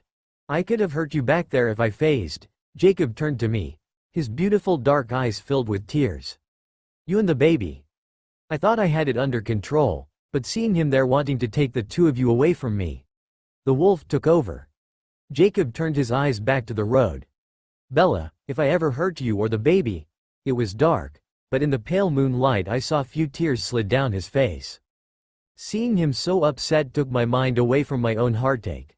I shifted closer to him, and held onto his arm, laying my head on his shoulder. Jacob, you would never do something like that. But Emily, you're not Sam. Still, if something happened I would never be able to live with myself. I love you so much. You and the baby are my whole world. And damn it. He wanted me to get all worked up. He was happy about it. I played right into his hands. You would never hurt me or the baby, Jake. I was never afraid of you, and I never will be. Jacob just sighed and shook his head. Sleep was starting to overtake me as my head rested on Jacob's warm shoulder. The long hard day had taken its toll. I was almost completely out as I felt something rise in my throat. I suddenly sat up straight. Jacob, pull over. Jacob's face hardened with determination. Bella, I'm not taking you back to him, not yet, not before you've even had a chance to sleep on it. Jake, I moaned as I put my head between my knees, hoping that would make me feel better. It didn't. Fine. Jacob said, frustrated, and started to do a U-turn. No, pull over now, Bella. I'm not letting you walk all the way back there. I lifted my head and looked into his pained eyes. Puke, now, I shrieked, before covering my mouth with my hand. Realization finally hit Jake as he pulled over to the side of the road. I didn't even wait for the car to stop completely as I jumped out. Somehow I managed not to trip as I stumbled for the tree line. Finding an area that sloped away from me, I got on my knees, propped myself up with one hand, and started to relieve myself of the contents of my stomach. God, Bells, are you okay? Jacob asked as he pulled my hair away from my face and held it in a loose ponytail. This was something he didn't need to see, so I tried to push him away with my free hand, which was pointless. Jake, get away. I managed to choke out between heaves. No way, Bells. Jacob wrapped his arm around me, helping me to hold myself up. After I got the last of it up, I sat back on the soggy grass as Jacob crouched down next to me and rubbed soothing circles on my back. Better? Jacob asked. Yeah, I think so. Honey, you're sick. Maybe I should get you to a doctor. He looked at me with concern in his eyes. No, not sick, just pregnant. I think the hormones must have kicked in. Let's get you home then. Charlie was right. The rain is getting heavier, you shouldn't be out in this. Jacob helped me back into the car before he got in himself. He took his soaked t-shirt off and threw it in the backseat. Bells, you're shivering, move over here. I don't think that's a good idea. I must smell horrible. I put my head in my hands. Oh, Jake, I'm so sorry you had to see that, it's so gross. Jacob laughed. Honey, there's nothing you can do that'd gross me out, he said as he pulled my hands away from my face, and I looked up at him. Wanna bet? I joked. Don't you know how much I love you, and you got sick 'cause of our baby, sorry about that. Jacob grinned. Besides I've seen Quill after he's eaten 20 hot dogs, so I'll take that bet, he chuckled. Oh, how I love to be compared to Quill. Okay, bad choice of words. Jacob took my face in his hands. I love you, Bella. And there isn't anything you could do that would make me stop. I want to be there for all of it, if you'll let me. I don't deserve you, Jake. Come here, Jacob said, as he pulled me into his side. His warmth instantly made me feel better. I snuggled in as close as I could get. Let's get you home and out of those wet clothes. Jacob turned on the engine and started back to the reservation. Billy was up watching TV when we came into the house. Bella? Billy looked up at me with surprise. Yes, Dad, I told her. Jacob mumbled to Billy as he took my bags into what would be my room. Huh, I see. He had a huge grin on his face that reminded me of a much older Jacob. It shouldn't have surprised me. I assumed that the whole pack knew about the imprint, but leaning that Billy knew as well almost knocked the wind out of me. Jacob said it would be alright if I stayed here for a while, unless you mind. No, stay as long as you like, so you've left the blood zoo. Dad, don't start. Jacob hollered as he came back into the living room. Billy looked at Jake like he had a million questions, but my presence was keeping him from asking them. Well, it's late, I should be getting to bed, he sighed. Night, Dad. Do you need any help? No, I think this old man still has it in him to climb into bed himself. You two behave. Billy said with a twinkle in his eye, as rolled himself to his room. Do you want to take a bath? I could run you one. Jacob said after Billy had shut his door. I normally would have taken a shower to try and relax a little, but I didn't have the energy even for that. I just want to brush my teeth and get into something dry. Sure. There's an extra toothbrush in the medicine cabinet. Could you eat something? I thought for a second. Maybe a grilled cheese, can you do that? I'll manage. Jacob smiled after I had brushed my teeth and washed my face. I went into my room where Jacob was waiting with the grilled cheese sandwiches, 1 for me and 4 for him. We didn't talk very much as we ate. I was too wiped out by the day, and I didn't exactly know what to say anyway.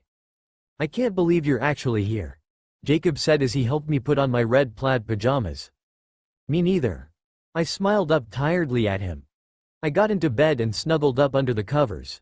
Jacob was just about to leave the room, and everything in my body cried out for him. Not for sex, at least not tonight, not so soon. I wasn't ready for that. But just for him to hold me. Jacob, would you stay with me tonight? I was hoping you'd say that. Jacob's sunny smile lit up his face even though his whole body looked tired. Jacob climbed into bed next to me, and pulled me into his chest. It felt right, safe. At that moment in time I was exactly where I wanted to be. I love you, Bells, so much. I heard Jacob whisper as I drifted off into a deep sleep. JPOV dawn was just breaking, and thin slivers of light came through the bedroom window shining across Bella's still asleep face. I held her close and watched the peaceful look of her features as the light danced across them. It had been 4 weeks since Bella came to stay with us. 4 amazing weeks with the woman I loved more than anything in this world.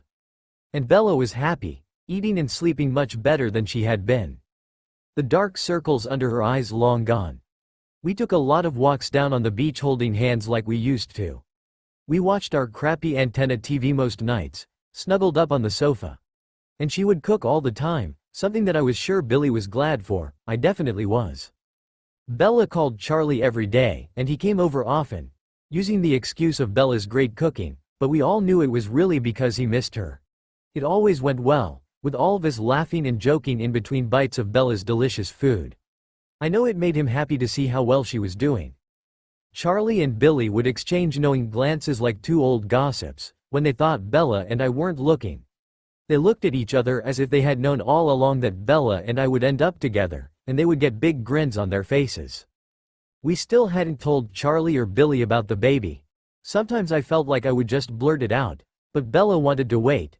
It was still early on in the pregnancy and she was scared that something might happen to the baby, or babies as she thought. Edward had kept his promise, for the most part, and was giving Bella some space. Still, he would call sometimes, and Bella would get that look like the time he had left her in the woods. Thankfully, I could always pull her out of it, and before long it was as if he never called. I wished he would just leave her alone altogether. And I couldn't help but think he was just waiting for the right time to make his move. He was never going to let go of Bella that easily. Bella stirred in my arms, not fully awake yet. I shifted myself so my morning wood wouldn't poke her. We hadn't made love since we actually made the baby, and it was hard, pun intended. Times like these I wanted to kiss her, touch her, feel her cool skin against me, but I didn't want to push her. So I would be patient and wait for her to make the first move. I was just happy to hold her in my arms, for now. Bella gave a small moan in the back of her throat. At first I thought she was having a nightmare, but it was quickly followed by a raspy, "Jacob." She was still asleep, but this definitely didn't sound like any nightmare I'd ever had. This sounded like something very different, and I smiled to myself that Bella was dreaming of us together. Bella was turned towards me, with her arm resting across my chest. And before I knew what was happening, Bella lifted her leg, letting it rest over my hip, her knee grazing my hardening member. I bit back a groan, as I laid there on my back trying to decide what to do next. Yes. Bella muttered as she now rocked herself onto my hip. I could smell her arousal, and it was taking all the control that I had not to roll her over and make her dream become a reality. But I didn't want to ruin this, or stop her either. She really was trying to kill me. Bella moaned again as she rocked her center on me. My erection strained as I wished it was another part of my body she was rocking on. Bella's brow creased and her mouth opened a tiny bit as she increased her slow pace. She ran her hand over my bare chest and down my stomach, causing my hard-on to twitch and goosebumps to rise wherever her hand trailed. It was all I could do not to touch her, as the scent of Bella's arousal filled the air around me.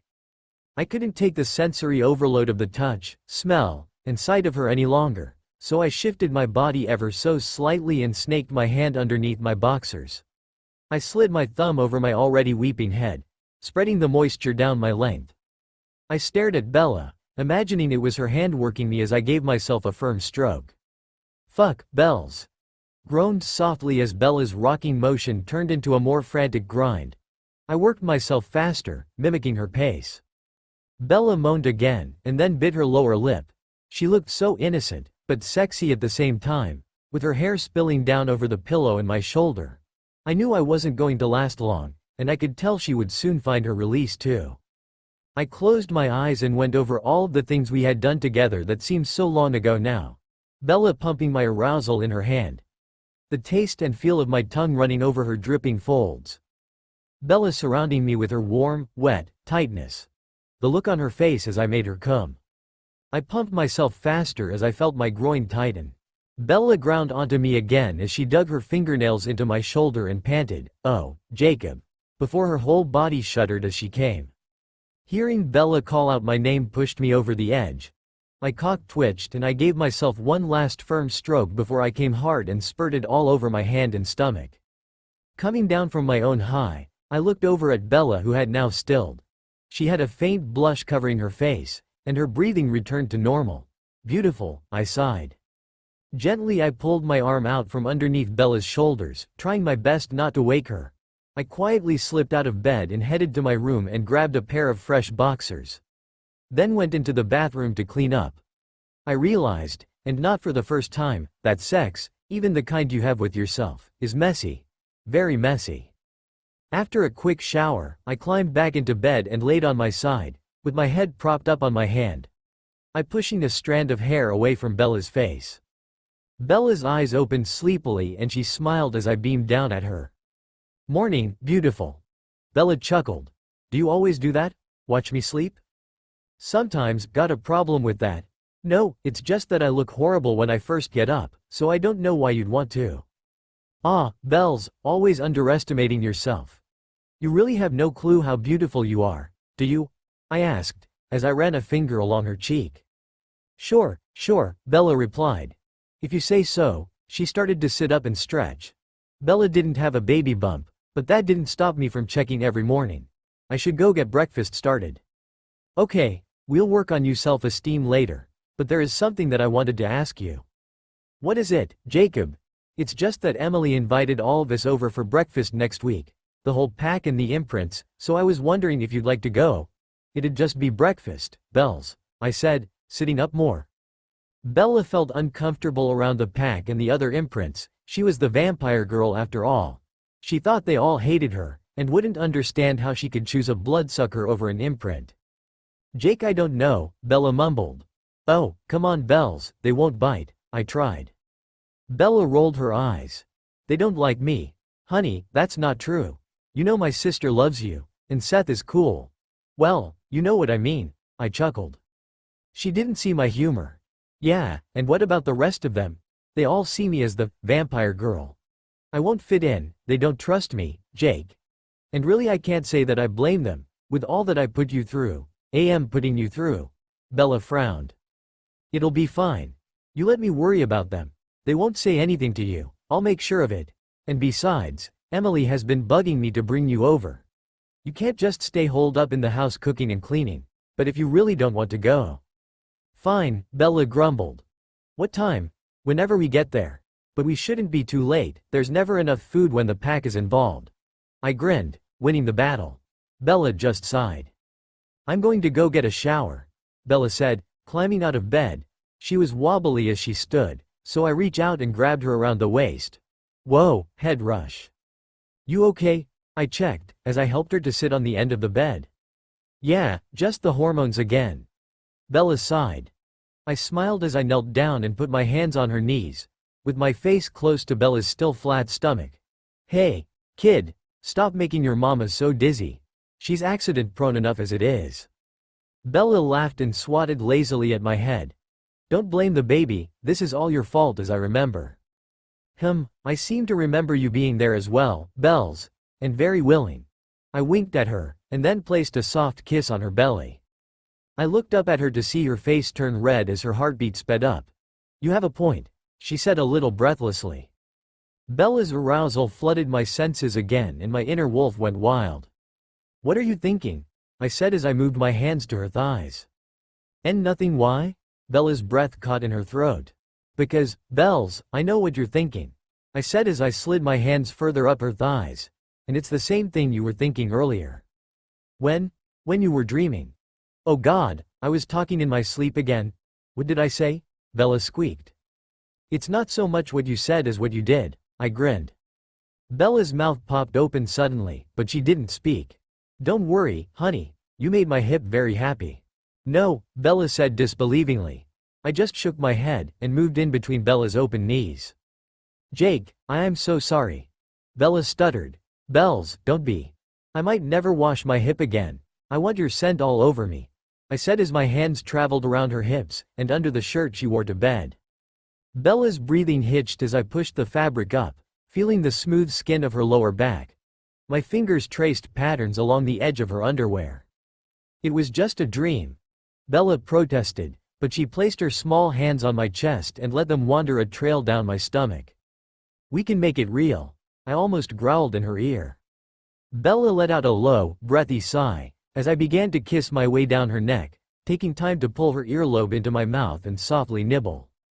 Bella groaned and scrapped her fingers through my hair. I almost growled at how good it felt. I can smell how turned on you are, Bells, and it's driving my wolf crazy. I moaned into Bella's neck. Your sense of smell is really unfair, Bella panted. I think it comes in handy, I said with lidded eyes, as Bella claimed my lips with hers. Our tongues stroked and caressed each other's. Air, Bella was barely able to get out as she finally broke off the kiss. Shirt, I said as I pulled Bella's top up. She held up her arms so that I could quickly slip it off of her. I grabbed Bella's hips and pushed her up the bed. Then I stared at her lust-filled eyes as I climbed up to hover over her. It had been too long. This morning's earlier activities had not been enough. I wanted to be inside of her, to claim her as mine. Is this okay? I asked her a little worried. I had been reading up on pregnancy, especially sex and pregnancy. And all the books said the same thing, it was fine and even beneficial sometimes. But the last thing I wanted to do was hurt Bella or the baby. It's okay, Jake. I'm fine, the baby's fine. Maybe I'm a bad person for wanting this. I'm cheating, but I want you so bad. Jake, please. No, Bells, this is anything but bad. Anything but wrong. This is all kinds of right. I said huskily, as I gave a soft kiss to the corner of her mouth before my lips began their descent. First I kissed along her jawline, down her neck and collarbone. Then I pulled one of her taut, pink nipples into my mouth, swirling my tongue around her hardened peak. Bella moaned and arched herself into my mouth before I went to give her other breast the same attention. I bit down gently on her nipple and Bella squeaked. Her hands roamed my body, leaving goosebumps in their wake. Bella moaned my name, and then froze underneath me. Jacob, what was that noise? Bella said in a hurried whisper. I raised my head to meet her eyes. Just you moaning my name, I grinned. She sighed. No, I mean the noise coming from out there. Bella motioned to the closed bedroom door. It's just Billy getting up. I breathed into her skin. Bella stayed still for a second before she started to push at my shoulders. No, Jake, we can't. I looked up to see Bella's panicked face. SSSH, honey, we can be quiet. No, I can't do this with him right outside. Bella stuttered as she pushed my shoulders harder. I groaned and rolled off of her, sitting up at her side. Bella crawled over to sit in my lap. She placed her forehead against my chest, as I stroked her hair. I'm sorry, Jake. I really want to, but he'll know something is going on. Bells, I chuckled, we're imprinted, not to mention we sleep in the same bed most nights. I'm sure Billy thinks we get into all kinds of kinky things. I laughed, running my fingers up and down her arm. Bella looked up at me shocked, before she covered her face with her hands. He probably does. She groaned. But we don't have to confirm his suspicions. Okay, I sighed. Bella got up to retrieve and put on her shirt. I just sat there and shook my head. Cock-blocked by my own father, I mumbled. Bella giggled as she turned towards me. Did you just say, cock-blocked? Soki, I'll just have to make a date with Miss Wright. Miss Wright? Bella creased her forehead. I raised my right hand and gave her my best jazz hands. Oh, Bella blushed. You've been hanging around Quill too much, she laughed. One of the many job hazards. I shifted off the bed and went over to her, as she was putting on a pair of sleep shorts. As she stood up, I ran my hands along the tops of her shoulders. Later then? I checked. Bella looked up at me with a smirk. I promise as soon as Billy's out of the house I'll make more than you're hip happy. Oh, baby, I groaned. Bella sighed. Miss Wright will be disappointed. She'll just have to get over it. Bella stood up on her tiptoes and kissed me passionately. I grabbed her around her waist and lifted her up as I deepened the kiss. Her hands roamed from around my neck to tug and fist in my hair. Suddenly Bella made an unhappy noise in the back of her throat and pulled away, her eyes as big as saucers. What's wrong, Bells? Bathroom, I quickly, but gently put Bella on her feet again as she cupped a hand over her mouth. Then she made a mad dash to the toilet. If I didn't know better, I'd take that as an insult, honey. I chuckled as I followed her into the bathroom, shut the door and held her hair back. Ever since the night Bella came to stay with us she had been getting sick. But at least she had given up on trying to make me leave when it happened. I couldn't think of leaving Bella when she was sick, even if it was just normal morning sickness. I wanted to be there for it all. Better? I asked as Bella sat down next to the toilet. Yeah, I think so. You want to go lay down some more? I said as I filled a glass of water for her to rinse her mouth out with. No, I think I'll stay here for a minute, just in case. Then I'll take a shower. Sure. Do you want me to bring you in some crackers and ginger ale? That'd be great. Thanks, Jake. Anytime, Bells. I leaned down and kissed her on her forehead as I placed a hand on her stomach. Bella put her tiny hand over mine and gave me a little smile. Be right back, I told her before making my way down our narrow hallway and into the kitchen. Sure enough, Billy was sitting there at the kitchen table drinking his morning mug of coffee. Morning, Dad, I grumbled. Son, he said, nodding his head. Something was off, he couldn't bring himself to look me in the eyes. And he seemed like he was deep in thought. Whatever it was, I knew he'd tell me soon enough. If something was bugging him, he usually couldn't keep his mouth shut about it. That was one of the biggest differences between us. So, I just went about my business, getting the saltines out of the cupboard. Bella's sick, Billy stated. I grabbed a glass and filled it with ice before pouring the ginger ale. Yeah, she can't seem to kick this stomach bug, I lied. Billy put down his mug, just as I was closing the fridge door. Jacob, Billy sighed. I know she's pregnant, JPOV. I stood there shell-shocked, my mouth hanging open, and try as I might, I couldn't seem to close it. The ice cubes in Bella's ginger ale making a loud clinking noise in my shaky hand. What? You mean Rachel? I tried unconvincingly. Jacob, sit down. Billy ordered, his face creased with anger and betrayal. I put the glass and box of crackers down on the kitchen table and took a seat. Truthfully, I was glad to sit. I wasn't too sure how long my legs were going to hold me up anyway. How did you know? I asked, barely above a whisper, trying to remember to breath. 1 breath in, 1 breath out, 2 breaths in, out. Jacob, I may be getting older, but don't treat me like I'm senile. I've been around pregnant women before, your mother for one. And the stomach flu doesn't last for weeks on end, showing up out of nowhere and then disappearing again. Morning sickness, Billy stated, finally meeting my eyes. I just nodded my head and tried to swallow the huge lump in my throat. And given that no one has ever died of plain old morning sickness and Bella does not seem to be dying, I'm guessing that baby she's carrying isn't the leeches. He knew. I couldn't deny it, not that I'd really want to. Bella was carrying my baby, and that could never be wrong or bad in my book. But the loud humming in my head was making it hard to think. Jacob, I took a deep breath and summoned all the courage I had. No, it's my baby, I said in a strong voice. It strangely felt good to tell someone other than the pack, even if that someone was my very disappointed-looking father. The pack all knew about the baby. I could never keep my thoughts away from that subject for long. But having other people know made it more real somehow. And I felt a strange swell of pride growing in my chest. Son, please tell me this was an accident. No. Billy pressed his lips together in a thin line as he glared at me. Dad, I sighed, I can't tell you that, because this baby was wanted from the very beginning. I won't lie to you and say that there was a broken condom or Bella forgot to take a pill. I won't tell you that this baby was an accident or a mistake, because it is anything but that. So you're telling me that you just decided all by your 16-year-old self to knock up the wife of a bloodsucker? I heard the shower turn on in the bathroom and prayed that Bella couldn't hear our little exchange. No, I'm telling you I decided all by my 16-year-old self to have a baby with my imprint. The woman that I love. She was dying for Christ's sake. How could I let that happen? You know I couldn't. I took a deep breath and tried to calm down before I got too loud. Listen, Dad, I know that you think we're too young. And I know that you don't believe in having kids outside of marriage. You worry how it will reflect on the tribe, what people will say, the council. I get it. But you know what? I don't care about those things. I care about Bella and our baby. That's what matters to me. They're the only things that matter to me. And nothing you can say will change that. Are you finished, son? For now. Billy rubbed his hands on the armrests of his chair and sighed. Jacob, don't you see that that is what I fear most? Forget about what this child would mean for the tribe, that if it's a son it would be a future chief. He sucked in a ragged breath and shook his head. Forget about my values. If she goes back to the vampire, you will not only be losing your imprint, you will be losing a child. How will you handle that? Billy creased his eyebrows together and waited for a reply.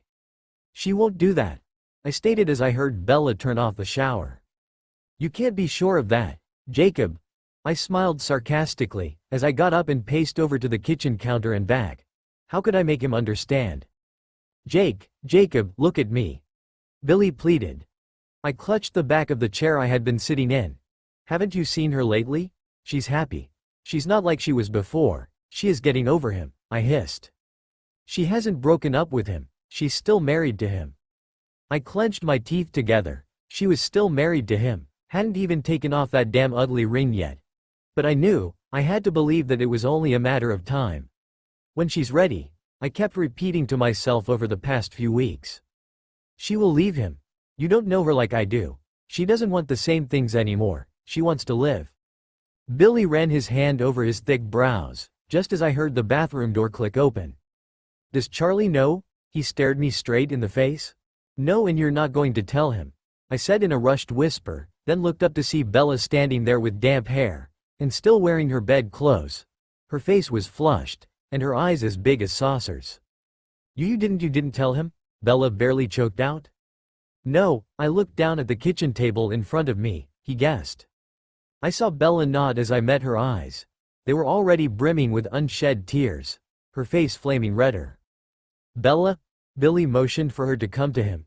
She reluctantly walked over, and he took her hands in his. "Well, I guess congratulations is in order," he sighed. "Thanks, Billy," Bella said, taking her hand from his and whipping her eyes. "But it's still early on, something could happen." "Nothing is going to happen." I cut her off. That thought was too much for me to handle. "At any rate, why don't you take a seat? Someone in your condition shouldn't be up and about as much as you are. Always cooking and cleaning." Billy shot a look at me. "And you sit back down too, Jacob. Lots to talk about." Bella shuffled over as she tried to compose herself, and found a seat next to me across from Billy. "Lots to talk about," Billy mumbled, again shaking his head. I expect that you are going to do the right thing?" Billy asked, looking straight at Bella. "Dad, please. No, let her answer. She's a smart girl, I'm sure she knows what I mean." "I'm not trying to hurt Jacob, I understand," she reassured. "Then you've broken up with your vampire?" Billy retorted. "No, I haven't told him that yet," Bella stuttered. Billy rolled his eyes, and ran his hands behind his head as if he were trying to straighten his ponytail. "No, I haven't told him," Bella corrected, "but I will." She took in a big breath of air. "Anyway, isn't this something that I should discuss with your son?" She looked from him to me. I was proud of her taking such a stand in front of my father. Billy sighed, but was undone by Bella's words. "I guess this is a matter for the two of you, but don't think for one second that your decision," he looked straight at Bella, "doesn't impact everyone, maybe more than you know. And in a town this size, word is bound to get around, so if neither one of you is planning on telling Charlie, and I mean soon, I will. Is that understood? It was bad enough that you two, hell, the whole pack keeping this from me. I won't lie to Charlie, it's not right. He should know he's going to be a grandfather. I'm sorry that you had to find out like this, Billy." I rubbed Bella's thigh under the table, trying to give her support. "And we are going to tell Charlie. I just wanted a little time to figure everything out. This is kind of new to me too." Billy frowned, but nodded his head in understanding. He took one last sip of his coffee before he wheeled himself over and put his mug in the sink. "Well, we will have plenty of time to discuss this further, and you can be sure we will." Billy then came over and rested his hand on my shoulder. "Jacob, as disappointed as I am, I want you to know that I still love you. Nothing could ever change that. And Bella, I think you know that I've always thought of you as a daughter." "Thank you, Billy." Bella mumbled, ashamed. "Billy, let me make you something to eat. You can't live on coffee alone." Bella arose quickly from her seat, and started pulling things from the cabinets. "Pancakes? Bacon?" Billy motioned with his hand for her to sit back down. "No, Bella, that won't be necessary. Sam is taking me over to Sue's for breakfast. It's a good thing too. It'll give me time to ream Sam for not telling me that I'm going to be a grandfather again." He half smiled. It was then that I thought of something that I knew would make Billy happy. "Bells, why don't you tell my dad about your vision?" Bella gave me a skeptical look. "Please, just do it. It'll make him happy, trust me," I whispered. Bella took a deep breath before she began, with Billy staring straight at her. "Well, you see," Bella wrung her hands. "It's okay," I reassured her, as I took one of her hands into mine. "Yes, please go on, Bella," Billy prompted. "Okay. Well, it was right before the newborn battle. We were on top of the mountain where I was supposed to hide out until everything was over. Jacob was about to leave to join the rest of the pack, and well, we kissed and—" Billy smirked. And I sort of had a vision," Bella finished quickly. Billy's face turned serious as he leaned forward in his chair. "What happened in this vision, Bella?" I knew Billy couldn't resist something like this. He loved hearing about people's visions or strange dreams, and he loved it even more if they came true. I always chalked it up to him believing in the tribal legends since he was a kid. I saw a whole other life, a life with Jacob. I saw Charlie, Renee, you, Billy, the pack. We were all so happy. It was the life that I could have if I choose Jacob. But the thing that stands out the most in my mind were our children." "You saw your future children?" Billy asked with bated breath. "Yes, at least I think so. There were two of them, a boy and a girl. They were almost the same size, that's why I think it'll be twins." "Twins?" Billy repeated softly, before continuing. And how do you know these children were yours? I just knew they were mine. They came running out of the forest with Jake right behind, and they were running towards me. They looked like Jacob, and a little like me. Have you had any more visions after this? No, but I've had dreams about them. In the dreams they're running into the forest instead of out of it, but when I try to follow them they're just gone and I'm all alone. Billy let out a big gust of air. And you're positive that the children are yours and Jacob's? Yes, 100%. What do you think the visions mean? Billy looked like a kid on Christmas morning. I think that the great spirits were giving you a glimpse at your future. The future you were always meant to have. It was their way of sending you on the right path. And if the great spirits ordain it, who am I to stand in the way? You two are imprinted. Even if I do think the timing is off for you to start a family, this is a time of celebration, he smiled. I sighed a huge sigh of relief, just as there was a knock at the door. Jacob, go get the door. And don't think that this lets you off the hook. You still have to tell Charlie, or I will. Billy warned, and Bella cringed, as he went into his room to get ready for the day. As soon as Billy left with Sam, Bella went over to the sink to wash Billy's mug out. She was much too quiet, and taking way too long just to wash one stupid mug, so I knew something must have been on her mind. I came up behind her and wrapped my arms around her, tucking my face in her hair and breathing in her lovely scent. That alone could get me going. Bells, I'm sure Billy will give you a little more time to tell Charlie, if that's what's got you worried. Bella said nothing, and continued to scrub the already clean cup. Bella, honey, what's wrong? Nothing is wrong. Didn't you hear? Your dad's happy. Nothing is wrong, she said unconvincingly. Bells, don't give me that. I know you, and I know something is bugging you. Bella put the mug down, and turned around suddenly to face me. You really want to know what's wrong? She had a look of determination in her eyes. What's wrong is you said your imprint. You said you decided to get your imprint pregnant. You heard that? Is that all I am to you? Just your imprint? Someone you're bound to be accused of all this mindless imprinting? Well, I don't want you to feel like you have to be with me. So you're off the hook, Jacob, she hissed. Bella, I said slowly. You only heard part of what I said. I also said the woman that I love. Do you really think that the only reason I love you is because of the imprint? Bella shook her head, yes, as tears started to pool in her eyes. Then you have no idea how wrong you are, honey. I've loved you since I was 5 years old. I've loved you since mud pies. I smiled. I've loved you from as far back as I can remember. No amount of magic, or whatever you want to call it, could or would ever change that. I've always known that you were the one for me. And I only fell more in love with you when you came back to Forks and hung out with me in my crappy little garage. I don't want off the hook. I want to be right here with you, and imprinting has nothing to do with it. You and our family are the only things I care about. Please. Bells, you have to believe me. Bella looked at the floor, before I hooked my finger under her chin, and brought her eyes to meet mine. Please, honey. I whispered as I first kissed away the tears that were now falling on her cheeks, and took her in my arms. Kissing my way down the side of her neck, down to her collarbone, and finally getting on my knees to kiss and nuzzle her stomach where our baby was growing.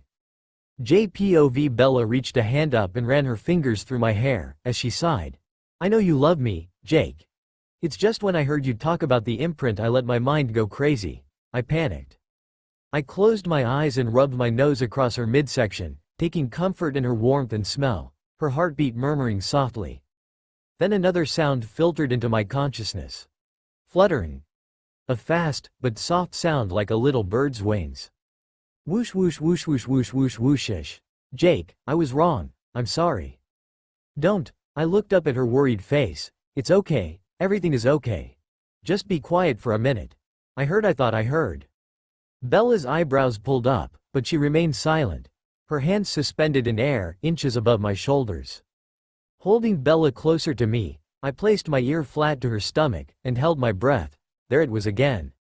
Whoosh whoosh whoosh whoosh whoosh whoo sh whoosh. If it weren't for the pack and hearing the same sound in Paul's head when he thought about Rachel and their baby, I might not have known what it was. A heartbeat. Not Bella's. Not mine. Something smaller, something growing our babies. I looked up at Bella again as a huge grin spread over my face, but I kept my ear pressed to her belly. Whoosh whoosh whoosh whoosh woo whoosh. It was all I could do to keep myself from purring. The wolf in me content with the sound of our growing child. What do you hear? Bella said with a mixture of concern and excitement. Heartbeat. I said in awe. You can hear the baby's heartbeat. Bella quickly placed her hands on her stomach above my head. What does it sound like? Like a bird's wings. Bells, it's the most amazing thing. I wish you could hear it. Does it sound healthy, normal? I stood up to meet Bella's worried eyes. It's fast, but strong. It sounds perfect, bells. Healthy and normal and perfect. I smiled. That's amazing, Jake. Bella said, clutching her belly and grinning. You can really hear it? As clear as yours and mine, honey. I pulled her into my arms and held her tight. Bella giggled, and then I could almost hear the gears in her head turning. But you said, heartbeat, so there's just one? I pulled away for a second to see a slight disappointment flicker across her face. Just one.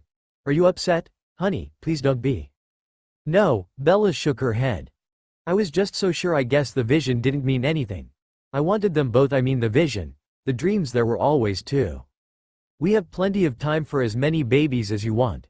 We have our whole lives. I said, brushing a stray strand of hair behind her ear. Don't be sad, Bells, I'm not.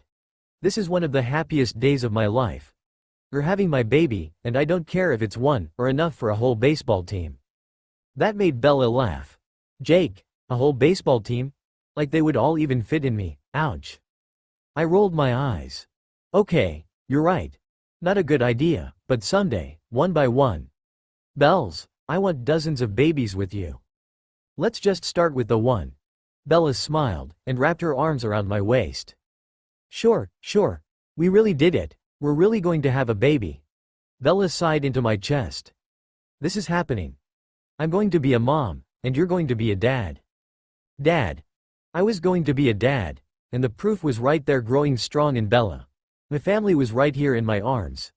And I promised myself that I was never going to let anyone or anything get in the way of us being happy. No one was ever going to hurt them, and I would kill anyone who ever tried. Parents.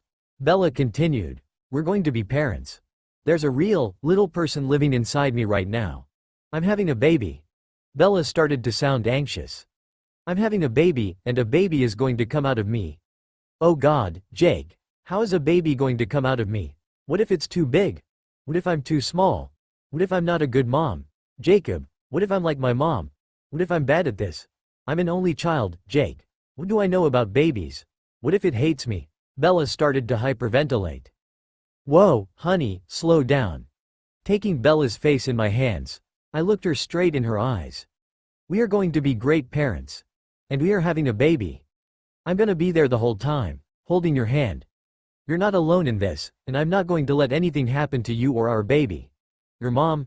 You're nothing like her. Our baby is gonna love you, because I love you. And whatever we don't know, we'll figure out together. But, Jake, no buts. We are going to be fine. Breathe, Bells.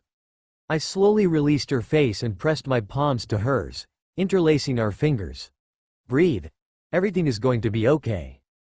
We stayed like that until Bella's breathing had returned to normal. You really believe that? She asked skeptically. I know it.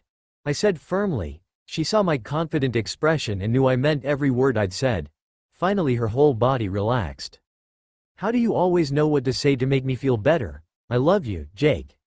I love you too, honey, was all I managed to get out before my lip met hers. It was sweet and gentle at first, but soon turned more passionate, my lips hungry for hers. Bella didn't protest but wrapped her arms around my neck, as I ran my fingers through her hair. My hands traced down her body, brushing the sides of her slightly swollen breasts, caressing and taking in her every inch as my hands slowly slid down her slight frame. Bella rubbed her hands over my peaked nipples, down my stomach, tracing the line where my hips met my cutoffs. She lingered there, going back and forth across the V that was just above the hemline, her hand dipping a little further at each pass. And to my surprise, one of her small hands reached around to cup my butt. She gave it a little squeeze. I kissed her deeper and pushed her against the counter, as she fisted her hand in and pulled on my grown-out hair. It always tuned me on when she that, and I was sure she knew it. I was just about to carry her off to our room when Bella put her hand up to my chest to stop me.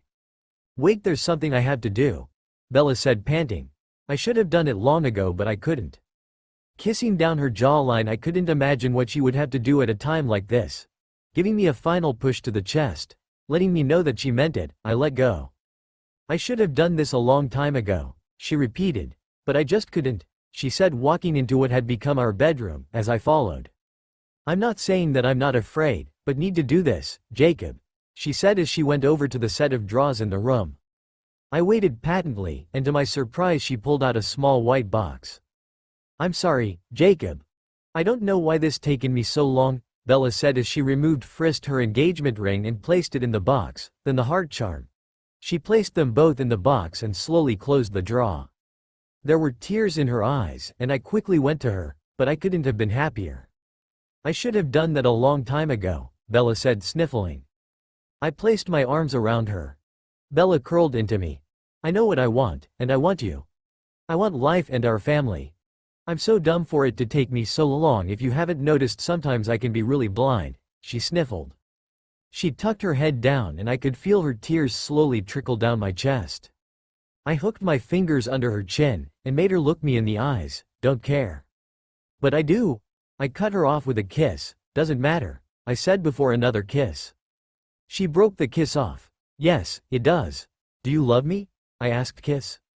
"Yes." Kiss. "Then it doesn't matter." Kiss. "But I was wrong." Kiss. "You love me." Kiss.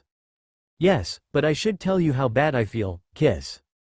"You really need to stop talking," I said as I pushed her onto the bed. "I know what I need to. You love me. You're having my baby. You're here with me now." "Did I cover everything?" I asked as I pulled her shirt over her head. "Yes," Bella breathed. "And you're sorry about the past, which you can't do anything about. Do I have it covered?" I lowered her panties to the floor. "Yes." "Then let's forget about everything but you and me, okay?" "Okay." Bella crawled back on the bed waiting for me. "Can we try something else?" I asked. "What?" Bella giggled as I grabbed her hips and turned her around. "Something we'll have to do anyway when the baby gets bigger," I explained. "Jake, you trust me, Bells?" I positioned her on her hands and knees at the edge of the bed. This just feels naughty," Bella said with her butt in the air. The sight of her ready and willing like that only for me made the wolf in me, let alone the man, go wild. "Do you want to be naughty?" I checked. "Yes." Bella whimpered as I ran a finger through her folds. "Oh, Jacob." "What was that, Bells?" I asked as I did it again. "Please, Jacob." Bella pleaded. She was so wet, and it had been so long since we had done anything even close to this, that I was ready to explode. Her pleading almost pushed me over the edge. It was all I could take. More than ready for her, I positioned my leaking tip at her entrance, and slowly pushed my way into Bella's center as she moaned. In no time I was seated deep within her. It felt just as good as I had remembered. No, it was better because this time Bella had chosen me. She was mine. As I rocked my hips, Bella met each one of my thrusts. I set a steady pace, and I loved watching my length disappear inside of her. I quickened my thrusts and withdraws as Bella fisted her fingers in the sheets, and cried out, "Jake, oh God, Jacob. You okay?" I checked. "Yes," Bella said breathlessly. "Just feels different. Why, you're touching everything." "And that's a good thing?" I thrust deep into her as I circled my hips. "Oh, good," Bella mumbled as she shook her head. I slowed down my pace, but kept up a good rhythm as I laid my body over hers and I began kissing her shoulder blades. Licking and kissing my way along her neck. Bella turned her face to kiss my lips. Beads of sweat were forming on her forehead and neck, and her face flushed. With one hand I held onto Belle's hip, and with the other I reached under her to where we were joined. I could feel my own release coming, so I began rubbing circles over Bella's most sensitive area. Bella broke off our kiss crying out, and throwing her head back, her hair flying wildly around her, and brushing my face. Our bodies slipping and sliding together from our combined sweat. With a few more thrusts Bella came, her whole body shaking. She made wordless noises beyond speech. I followed right after, with Bella clamping down on my throbbing member. We stayed there for a moment as we came down from our high. "Jake, need to lay down," Bella said, still out of breath. I laid down and tucked her into my side. "You okay?" I asked concerned. Maybe I had been too rough. I wanted to kick myself until Bella gave me a tired, but very satisfied smile. Better than, okay. That was just very intense. Bella blushed and kissed my shoulder. We needed that. Oh, honey, you have no idea. I almost growled as I grinned at her. The end. Thanks for watching. Do let me know your reviews in comment box and don't forget to subscribe our channel for more such videos.